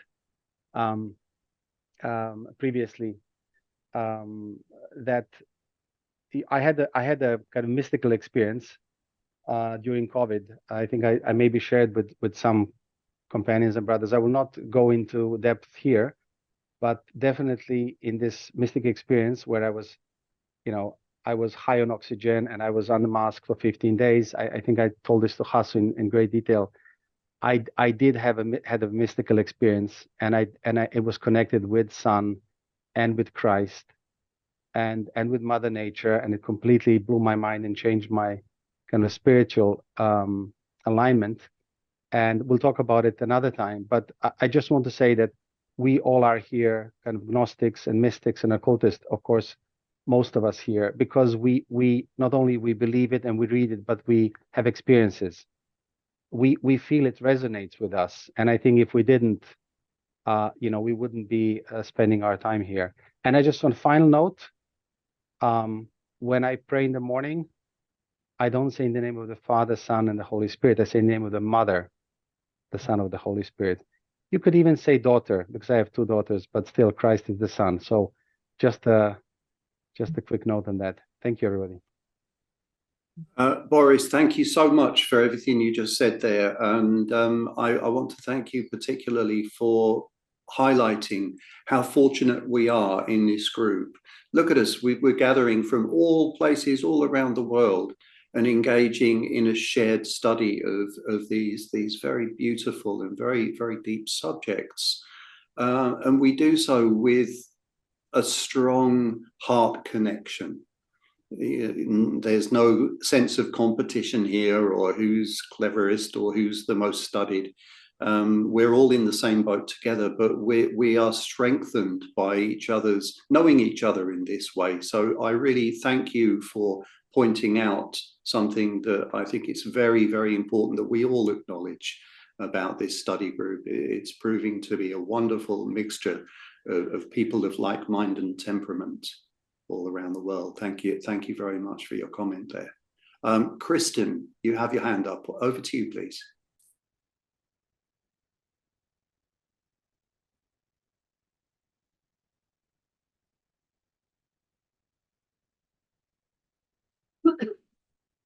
Are you there, Kristen? You might need to unmute yourself.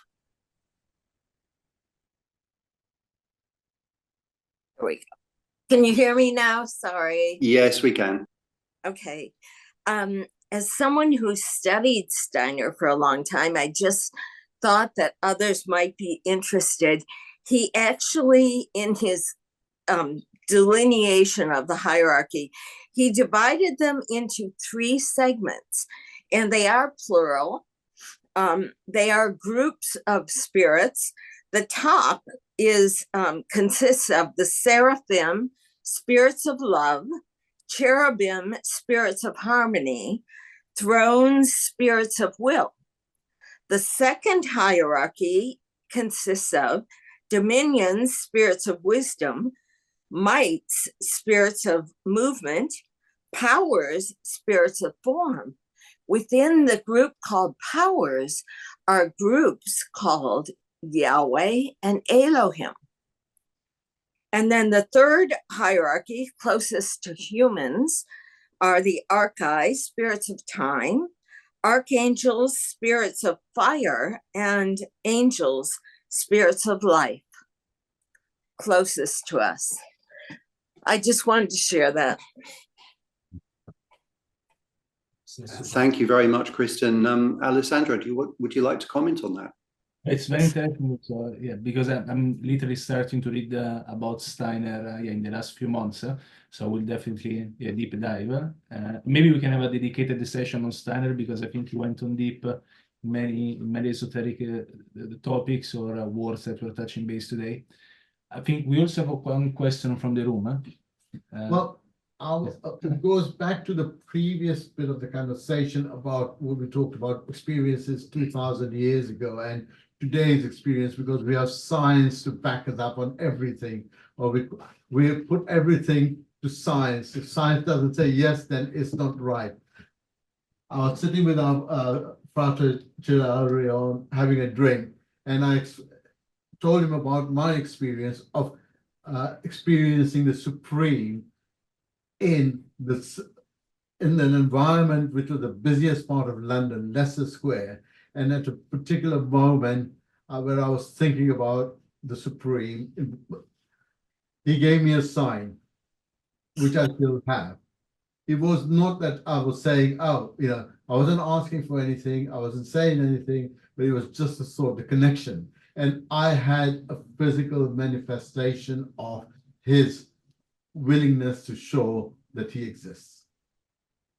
So I can't, we can't say that something, those who thought about it 2,000 years ago were not necessarily, because they didn't have science, that they were not looking at the same thing. Maybe they saw it through different eyes, but the experience is still there. We are too much focused, again, as I said, on science to back everything up, but I think sometimes we have to move slightly away and open ourselves to the truths. Don't believe in what you read or what you said. Believe in what you believe inside and create that power within yourself. And I think that is what Elohim probably to me means, the power within yourself, the strength and the energy. Yeah, and actually I think there is a quote that I read somewhere saying like you should just believe in what you can experience on yourself. So I think there are some of these concepts, if we cannot capture them with words, we should capture them in ourselves, in our experiences. So yeah, we don't have necessarily to explain it in with words. It's just what you feel. You don't need to explain anything. If you feel it, then you achieved it. Yeah. Thank you, Hasu. Stephen, over to you. Thanks for your patience with your hand up for a while. No, not at all.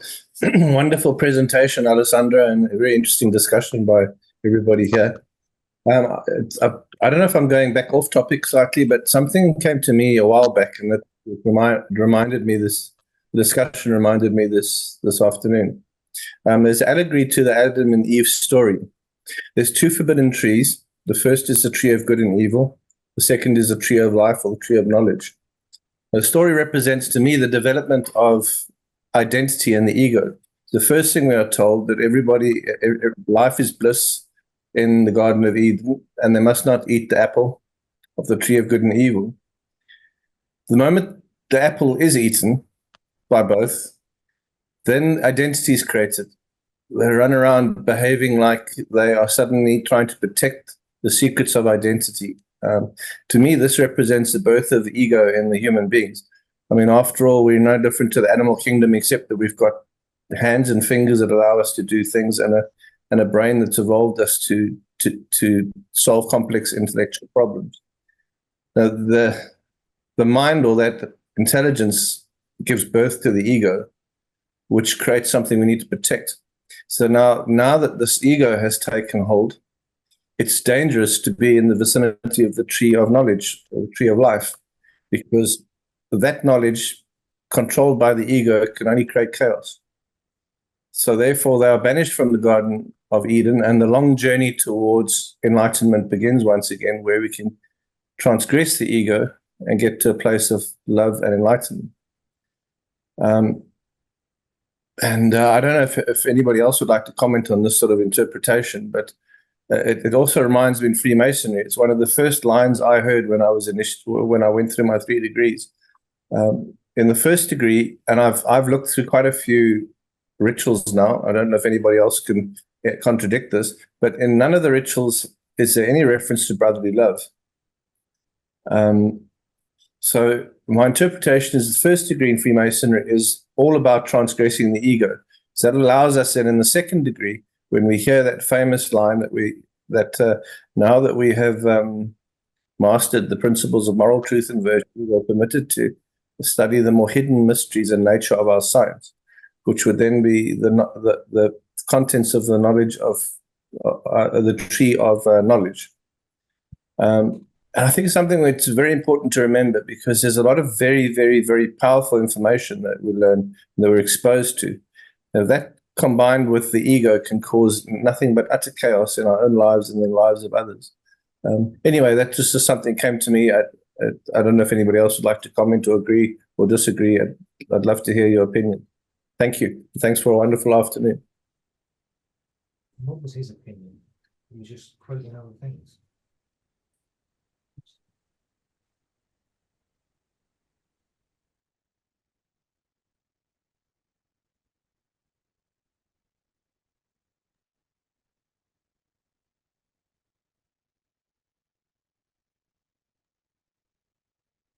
Sheen, are you there? I think Sheen has actually Okay. gone. No, I haven't gone. I'm sorry, but when nature calls, sometimes we just have to obey. Sorry, I missed the last part of what you were saying there. Has anybody at Atlantis got any comments on what was said? Not in the bookshop. Okay. You've got their hands up. I think poor old Barry should ask his question, because it must be getting about 6 o'clock in the morning over there. Yeah. We've got an order to things at the moment. So Stephen, you're first. Go ahead. I'm happy to defer to Barry, given his attempts to keep up with us all in the depths of the night over in New Zealand, and I'll follow Barry. Okay, thank you very much. So Barry, over to you. Let's see. Oh, yes. Yeah, well, thank you so much. I don't mind. I've had a good sleep before I came online. Yeah, so I'm fine. Thank you very much for deferring. But awesome, absolutely enjoying this this meeting today. It's fantastic. But what occurs to me is, what is constant. Where our ancestors and traditions, we observe the natural world. And we, in the natural world, the answer is in that observation. And I look in terms of the Elohim, or who are they, what are they, in terms of we have we can observe the infinite space, the divine feminine, and within that the solar flame, the sun, is shedding its light on us. This we can see by going out into the garden. And I rather liken it to a prism where the manifest light hits the prism and divides into many different colors and rays, just as the sun shines on all the planets and creates a source of energy to the manifestation of the planets. And I'm talking in astrological terms here. And if we take each planet as a particular color of the prism, and in each color in the magical tradition has a hierarchy of angels and archangels and correspondences, that this collective rainbow color is the different parts of the manifest world. If we look at the astrological signs that we are manifestations of, whether we be, I've mentioned before, our totem animals. I'm a Sagittarius, so I behave certain qualities that are similar to the animal kingdom of the horse. And I think astrologers amongst us will recognize this. But it also refers to the magical thing of plants. Venus has the silver birch, Jupiter has the cedar, and so on. So we're looking at different manifestations in the physical world that we can see and touch that are part of a particular light or color or ray which comes from the source. And so what I'm trying to sort of say, that what we see today in the physical world, by observing it, we come to know what the Elohim and the different spirits are. And they have certain kingdoms of which they cause to come into manifestation. And by aligning ourselves with these rays, which the physical embodiment of the planets and the astrological correspondences is our pathway. So by observing these, we can align ourselves with those cosmic forces and form a link. But it seems to me that the idea of the Elohim may be the collective of the one, going into many different rays. I hope this makes a bit of sense to, I think I thought I'd throw that in, is that we look at the world that we are existing in because it's the same as the world that our ancients observed by looking at the motions of the planets and trying to make some sort of sense of what they were. And I think the analogy of a prism may give us some clue of what the motivation of the Elohim and what they are. It's different rays from the source, and yet it is the source as well at the same time. So it gives the idea of plurality and unity at the same time. I hope that's reasonably clear. Thank you very much, Barry. That's a wonderful point you've raised there. And once again, it highlights the interconnectedness of all life. Yes, yes. Yeah. Yes, exactly. Yeah. And I think we see the passage of the moon through the different signs of the zodiac each month. The moon representing the reflection from the sun in the personality, each astrological sign represents an aspect of the manifest personality. And I think Kath and I have made an allusion to the Christ myth of judgment, death, resurrection of the Libra, Scorpio, Sagittarius, and Capricorn era of each month. When the moon passes through those signs, we have the death and resurrection of that part of the ego represented by that particular sign.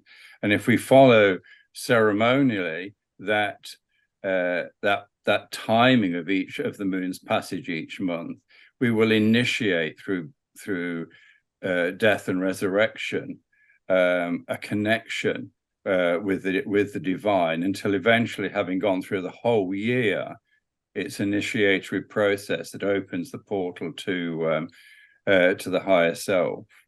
Anyway, I won't go on any more on that, but thank you, Shane. Thank you, everyone. Thank you very much, Barry. Stephen, over to you, please. Well, I would actually say my point follows on really from what Barry was saying, because observation and what we see is so profoundly important that science is quite clear that we are constituted of the material of the universe, from supernova, from galaxies, in ourselves, and that subject to any further discovery that may take place, we are the only matter within the visible universe that is self-conscious, knowing, or spiritually inclined, and that quantum physics states that the observation of an experiment or of the universe is important in actually determining the universe as going forward. So in a sense, what we've talked about is what people have seen from the far past to now, and that observation of an enormous number of people has directed the universe to the point that we are at this current moment.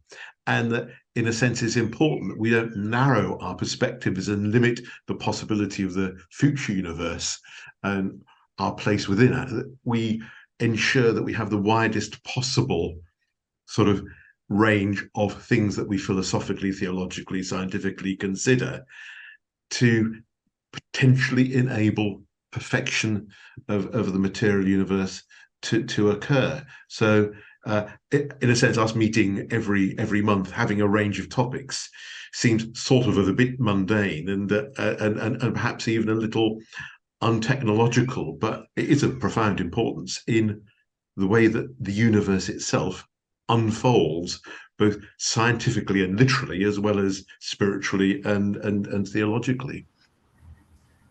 Yes, I agree. Oh gosh, put my hand up again. That's okay, Kath. Yeah, we can hear you. Can you? Oh, yeah. Good.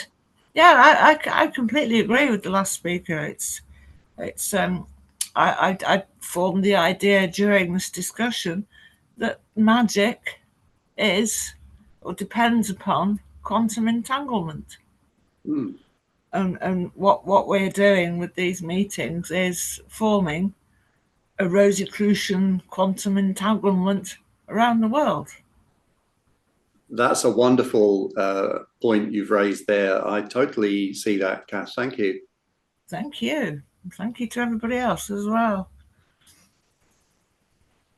Oh, Rosicrucian quantum entanglement. There we go. That's a classic. So, Greg, thank you for your patience. You've had your hand up for some time. Oh, yeah, thank you. Yeah, this has been just a fascinating discussion. And I'm finding myself, so what we put out there interacts with what is already out there. And this discussion is really interesting. I find myself reflecting on this back and forth, there's a couple of kinds of knowledge. There's empirical knowledge, what we observe, and then there's experiential knowledge. And our empirical knowledge is always informed by the conceits of the time in which we're in, right? So many of us here come from perhaps a tradition of speculative Freemasonry, which arose at a certain time. I mean, we can look back at legendary origins and so on, but which probably arose at a certain time and was informed by a certain kind of view of the world. The Hermetic revival or reconstitution that many of us are probably familiar with in various ways here, arose at a certain time, which was heavily influenced by this idea that if we observe and categorize and put things into hierarchy, we will ultimately understand it all. And we will understand the nature of reality and the nature of the universe, right? That's empirical knowledge. And that is sort of underneath all of those, the contemporary articulations of those traditions, right? So that's underneath all of that. But of course, you can't actually know something just empirically. In fact, I would argue that maybe you can't know something at all empirically.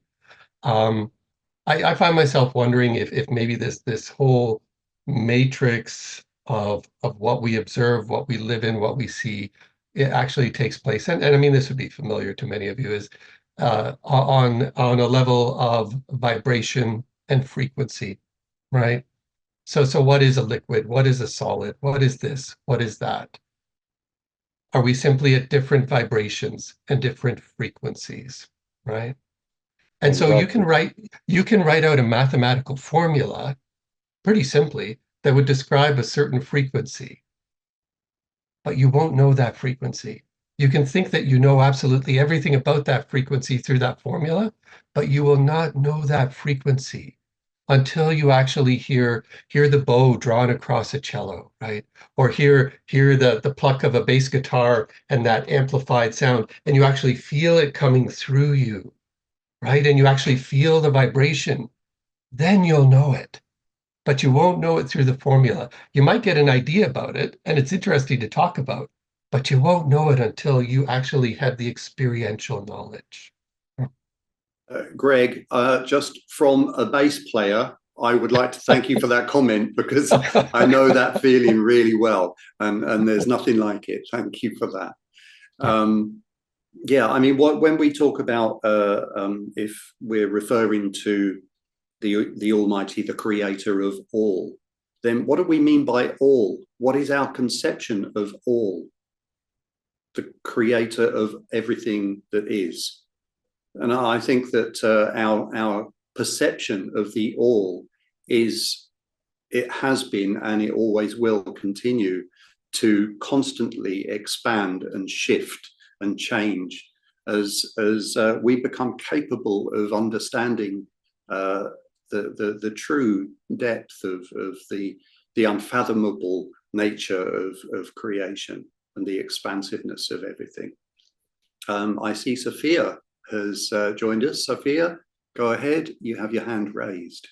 Hi, everybody. Hey, it's great to see you. Yes. Hi, Christian. We are enjoying this a lot. And yeah, I was thinking, like, actually, I'm just some thoughts I'm having. And as I saw that no one talked about this thing yet, yeah, from the perspective of tarot, Kabbalistic tarot, as Kat was saying before about the value of the word Elohim, it's the same as vision and the same as fourth. And this in tarot, it corresponds to the emperor.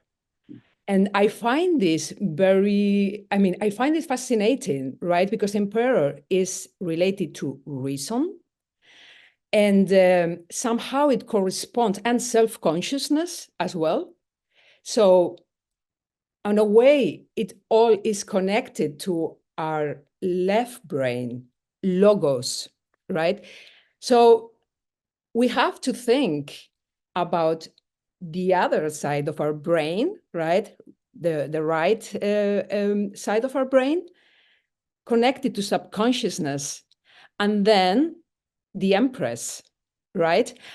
And then we're talking only about our brain. So if we think also in terms of our body And here is very interesting with the, I mean, the last comment, right? The thing about feeling, the experience, right?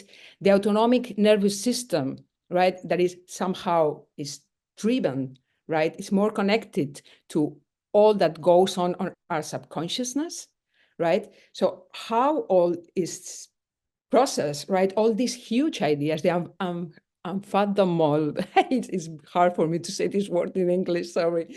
But all this that we cannot comprehend, right? What is beyond our comprehension, right? It's something that is, it's very related to the feminine.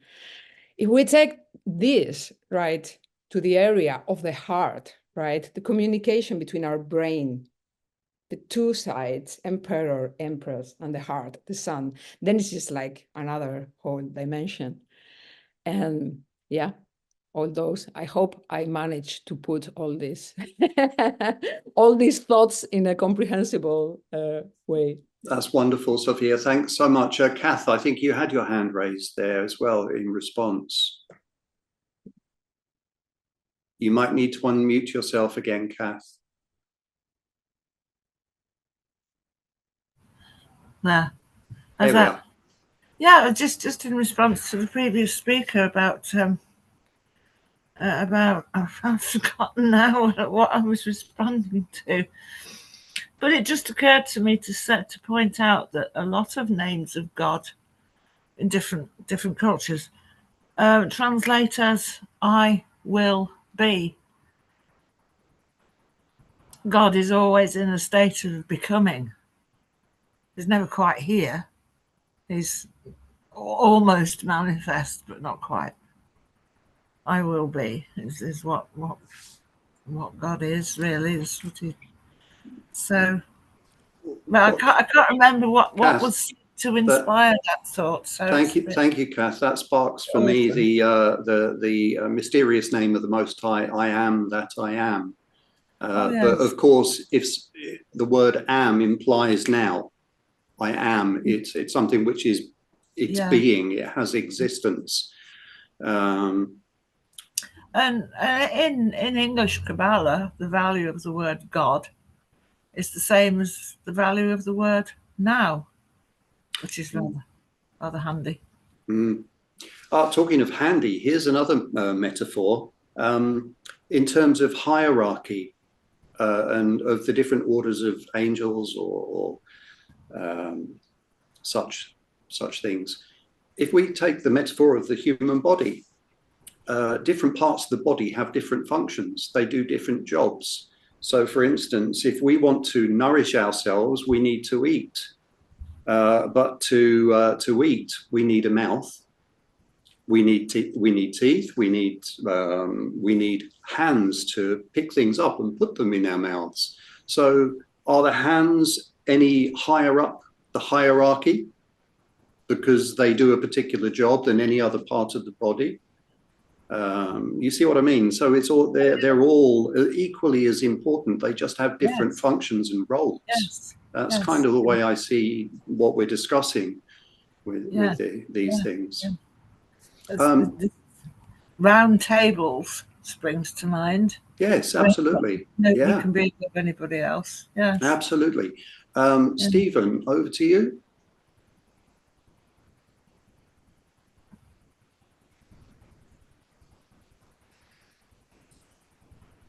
Observation what Kath said is that Genesis is becoming.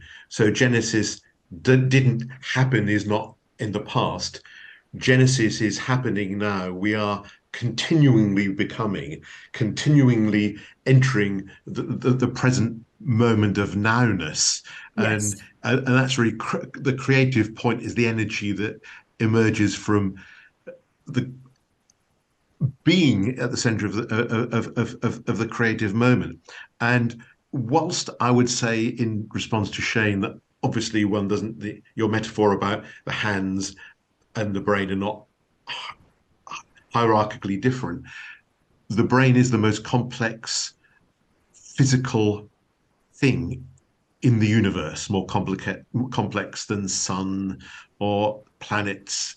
And that, yes, the hands are essential to us, but it's the mind and the brain that are in fact the gestures that the hands are put to. And in many ways, we are a set of universes within our brains communicating with one another. So I think we have to embrace that creative moment. And one quick thing before I go, it would be very helpful if at the Atlantis Bookshop, if Giuseppe, who I'm going to see next Thursday, if he did go to the Atlantis Bookshop, could raise a hand so I knew what he looked like when we meet. There's no Giuseppe there. No, well, in that case, it'll be a surprise on Thursday. Thank you, Shane. Thanks very much, Stephen. Anthony, once again, over to you. Hello again, guys. Okay, as per Sophia, what she said about the Kabbalistic tarot, yes, I do agree. The Emperor represents divine spark, and yet he represents the, let's say, the mathematical concepts and the way we perceive the structures of the material world. So we have to distinguish between the term feminine or passive. When we say the divine feminine, it's the divine passive. I think when we say in the spiritual realm, there's no masculine or feminine. There's active and passive principles. So in the Gnostic scriptures, when Sophia, which represents the divine feminine, wanted to create by mistake another, I don't know, another world, she created the demiurge by mistake. And this is to teach us that the creation will not be whole if it wasn't made by the combination of the passive and active forces. So there should be a let's say a combination of active and passive principles in the universe, so that the creation would be whole. I think so. So in the divine realm, there's no male or female or anything related to the sexual perception as we perceive it in the materialistic realm. And the divine realm, I think there's passive and active principle that should be combined together in order to make the creation whole. That's it. Thank you, Anthony. I completely agree with the point you raised there. It's a really important thing to keep in mind. This alludes to the alchemical transmutation and the marriage. Yeah, yeah. Thank you very much for that. Barry, you have your hand up. Over to you, please. Yes, thank you.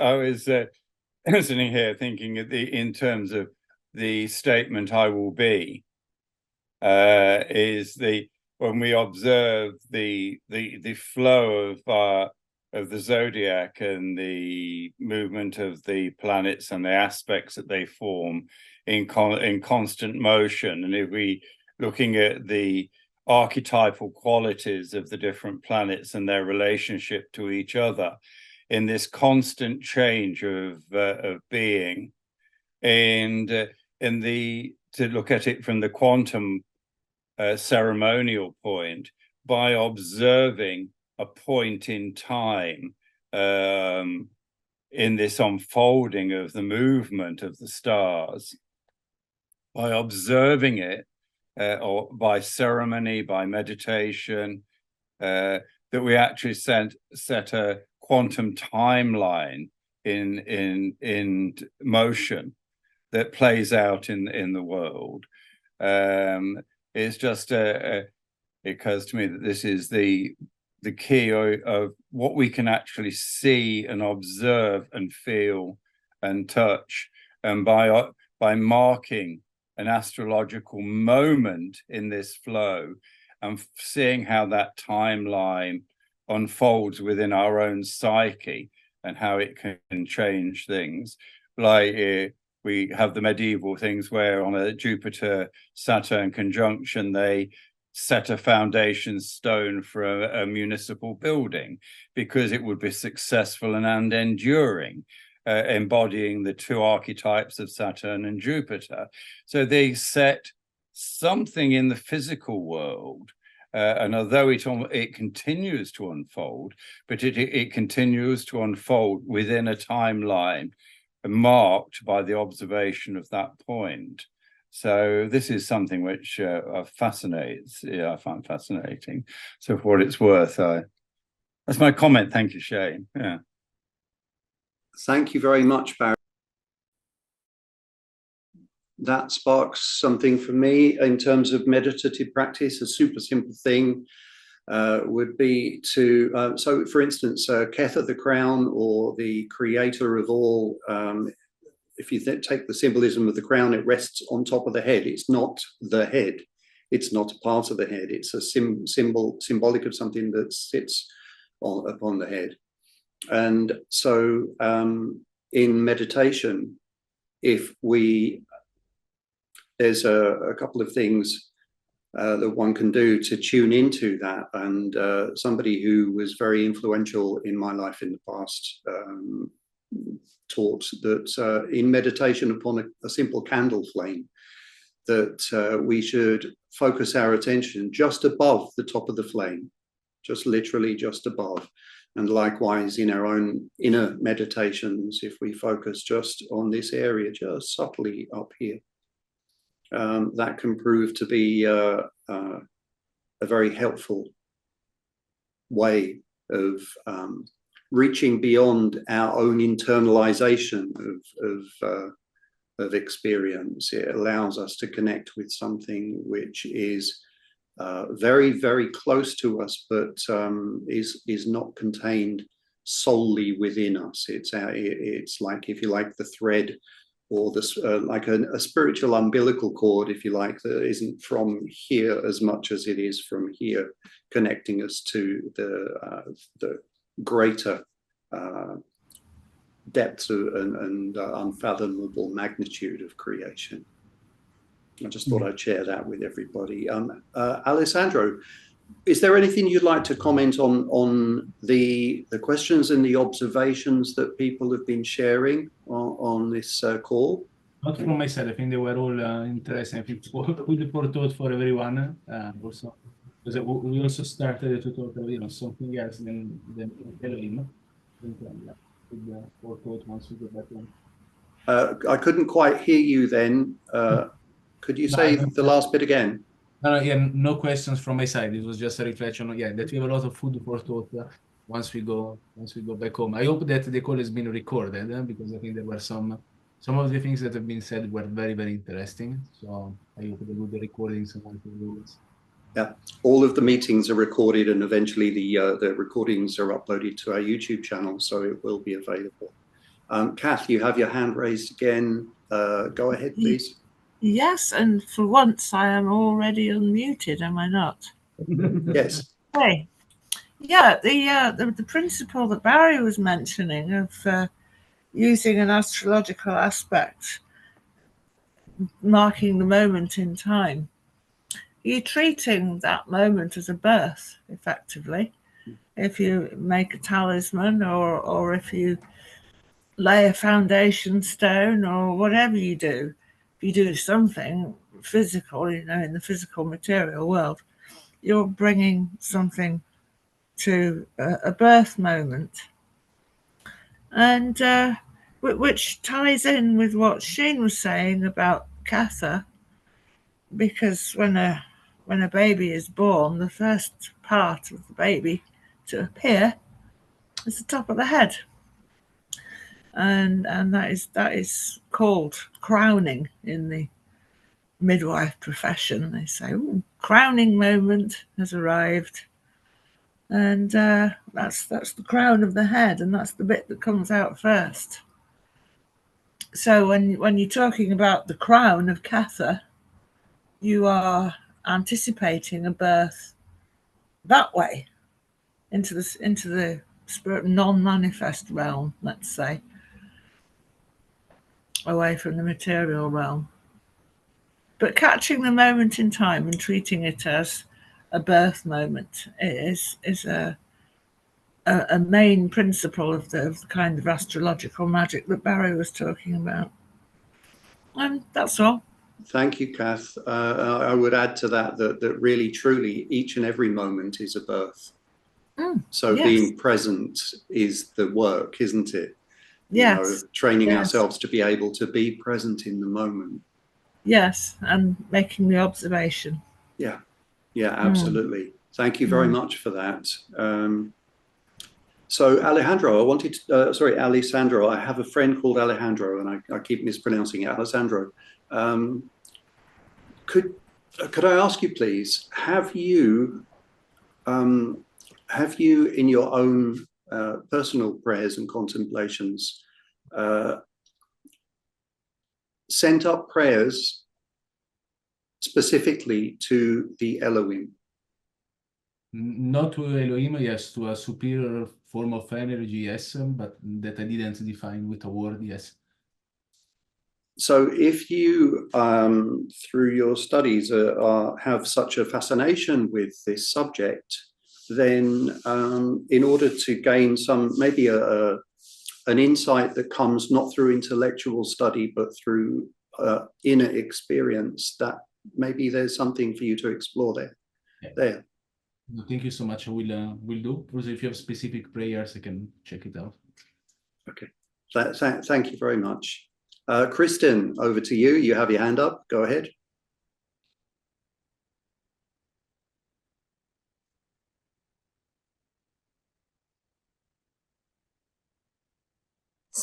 Sorry. That's okay.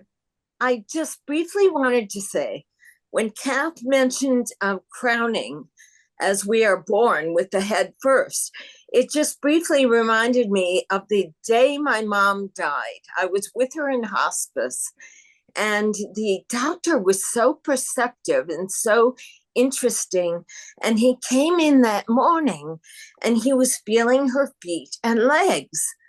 And, I conversed with him a bit, and he said, yes, it's interesting.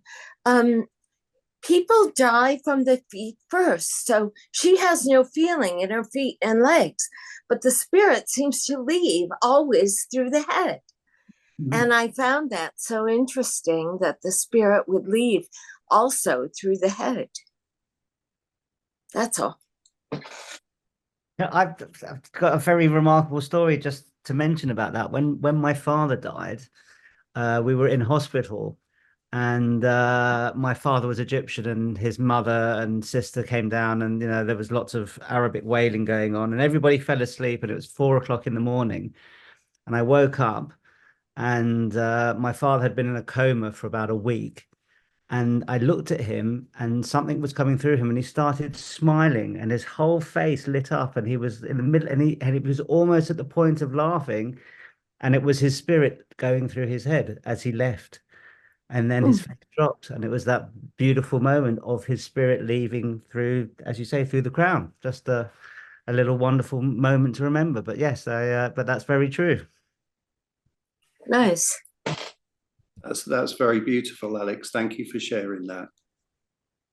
That's very special and very personal. Yeah, so let's see.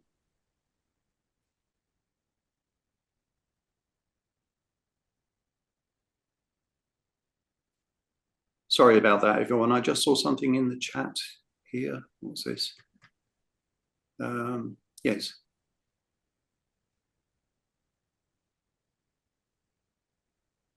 Yeah, so one of our attendees, Stephen, has just sent a message here, and I think I'll mention this, that they organise a weekly talk or discussion, and they have a guest on Thursday, the 4th of April, who is an enlightened soul. The topic is one entitled Meaning of Life. However, she will talk of the spiritual path of knowing thyself to living with love, and enlightenment. And I extend an invitation to this group and would be happy to send you the link should you wish to disseminate the invitation. So I would say to you, if you could put the link in the chat now, please, Stephen, just before we finish our meeting today.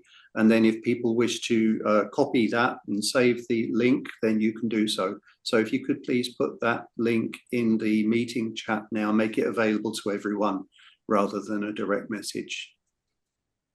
Thank you very much, Stephen, for the invitation. Luca. Hello, Luca. Go ahead. You have your hand raised. Yeah, correct. Yeah. Thank you so much once again for having me.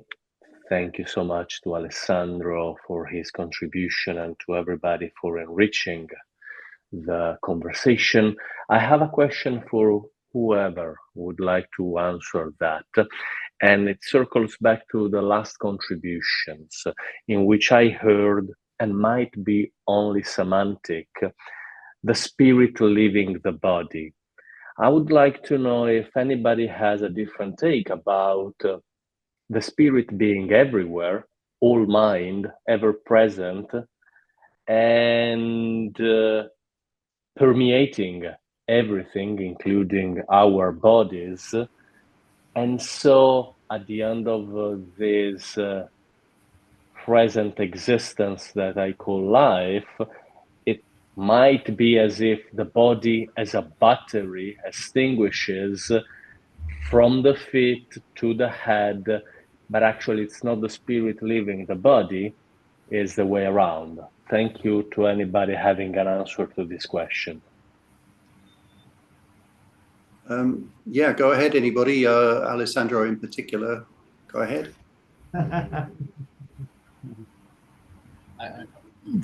I don't have a yes or no answer, so just I might want to overthink.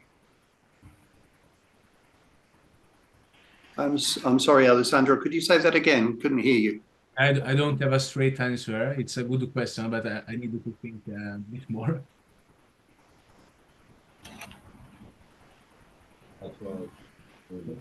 Okay, we have an answer in the... I made just put those together. As you said, I believe the spirit is everywhere.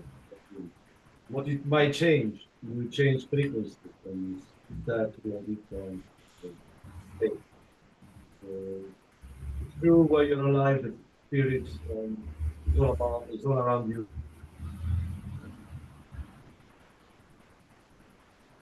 Come on. Okay, Kath. Kath, hello. I'm sorry. I had to unmute you. I had to mute you again because when you unmute yourself, your microphone is very sensitive. So every time you do that, that's why I keep on muting you again, is because suddenly you'll pop up on the screen when someone else is speaking. That's the only reason. So just in general, if people could remain unmuted until you actually speak, rather than unmuting yourself prior. I was just trying to put my hand up. Yeah, that's okay. I understand. I just wanted to clarify that with you. It's not. Yes, thank you. I just have to do that because you keep popping up on the screen while people are speaking. Should I make my go ahead? Comment? Yeah, go ahead. Yes. Oh gosh, it's left me. It's gone. It was a really neat one as well, and it's gone. It's gone. You better take Anthony, and I'll see if I can remember it. Okay, the fleeting nature of these things, eh? Anthony, go ahead, please. Yes. Hello again and again. For Luca's question, I think a good analogy for this is that we can see our bodies as cell phones, and the force that permeates everything is like the Wi-Fi signal or the 4G signal. So when the cell phone dies, the signal remains. So we can buy another cell phone and put the same settings and download the same data from the cloud or the server, and the phone will work again the same as it was in its previous state. So our bodies are like vessels, and the force that permeates everything is like the Wi-Fi signal that's always there, regardless of the cell phone. If it was broken or if it was dead, we can always buy another cell phone. So our bodies are like cell phones. I think this analogy it will make it a little bit clearer. It did for me, so I don't know. Thank you, Anthony. That's a lovely metaphor. I really like that. Greg, you have your hand up again. Go ahead. Oh, thanks. Yes, and if I heard you, Luca, what you seem to be saying at the end was, so is it this idea of the spirit leaving the body or the body leaving the spirit? And that kind of strikes me as fascinating, right? Because it kind of it kind of speaks to this idea of what is that spirit part of us doing here? Is it just some sort of cosmic accident that we're kind of imprisoned in a body? Or are we here by some volition, with some intent, you know? And I think that's kind of a really interesting question, probably too much to explore today. But I really like that idea of the body leaving the spirit, you know, rather than the spirit leaving the body. Thanks very much, Greg. Kath, did you remember? Yeah, you'll need to unmute yourself, Kath. Yes, I have. Yes, I did remember. Schrodinger, the chap with the cat in the box, maybe, said the number of minds in the universe is 1. And for a quantum physicist, I think that's pretty deep, and I think that explains a bit of the answer to the question. And the other one about the spirit leaving the body rather than the other way around, I think what happens is the spirit becomes absolutely still and the body is moving with the rest of the planet as fast as the planet is moving, and the spirit becomes still, and so the body moves away from it. That's all. Yeah, I think that's an interesting perspective. Absolutely. We are all moving, aren't we? Faster than we realize. Oh, yes. It's a horrific speed. It's way too fast. So maybe at this point, this has been a wonderful, wonderful back and forth discussion. And thank you to absolutely everybody who's attended this meeting today, wherever you are in the world, all the people who've attended in London. It's wonderful to see you all. Thanks very much for your presence and your interest in this study group and your participation, your thoughts, your comments, your questions, and so on. And particularly today to Alessandro. Wonderful presentation today, Alessandro. Do you have any kind of final things you might like to say to everybody? Yes. No, really, thank you so much for everyone for your time, and especially for giving a lot of things that I would like. For me, the research on Elohim is just a starting point. So I think today there are so many new inputs, so it's going to be literally a white canvas. So probably I will do a second presentation on Elohim maybe next year with new findings, so that we can keep the conversation going on. So thank you so much. And Alessandro, could you please just pop your face in front of the camera and just give a wave? Can you see me? Yes. There you go. Hello, everyone. Yes, that's the group, the crew. And thanks to Kath, may I just say what a wonderful afternoon of Rosicrucian entanglement. That's definitely going to be the new catchphrase. Yeah, you've coined something there, Kath. Thank you. I think everybody from the books, that we've had a fantastic afternoon at the bookshop. So a big thank you from the bookshop. A big thank you from everybody joining in. It's been an absolutely wonderful afternoon of esoteric discourse, and I think we're going to carry on this discourse in a public drinking establishment.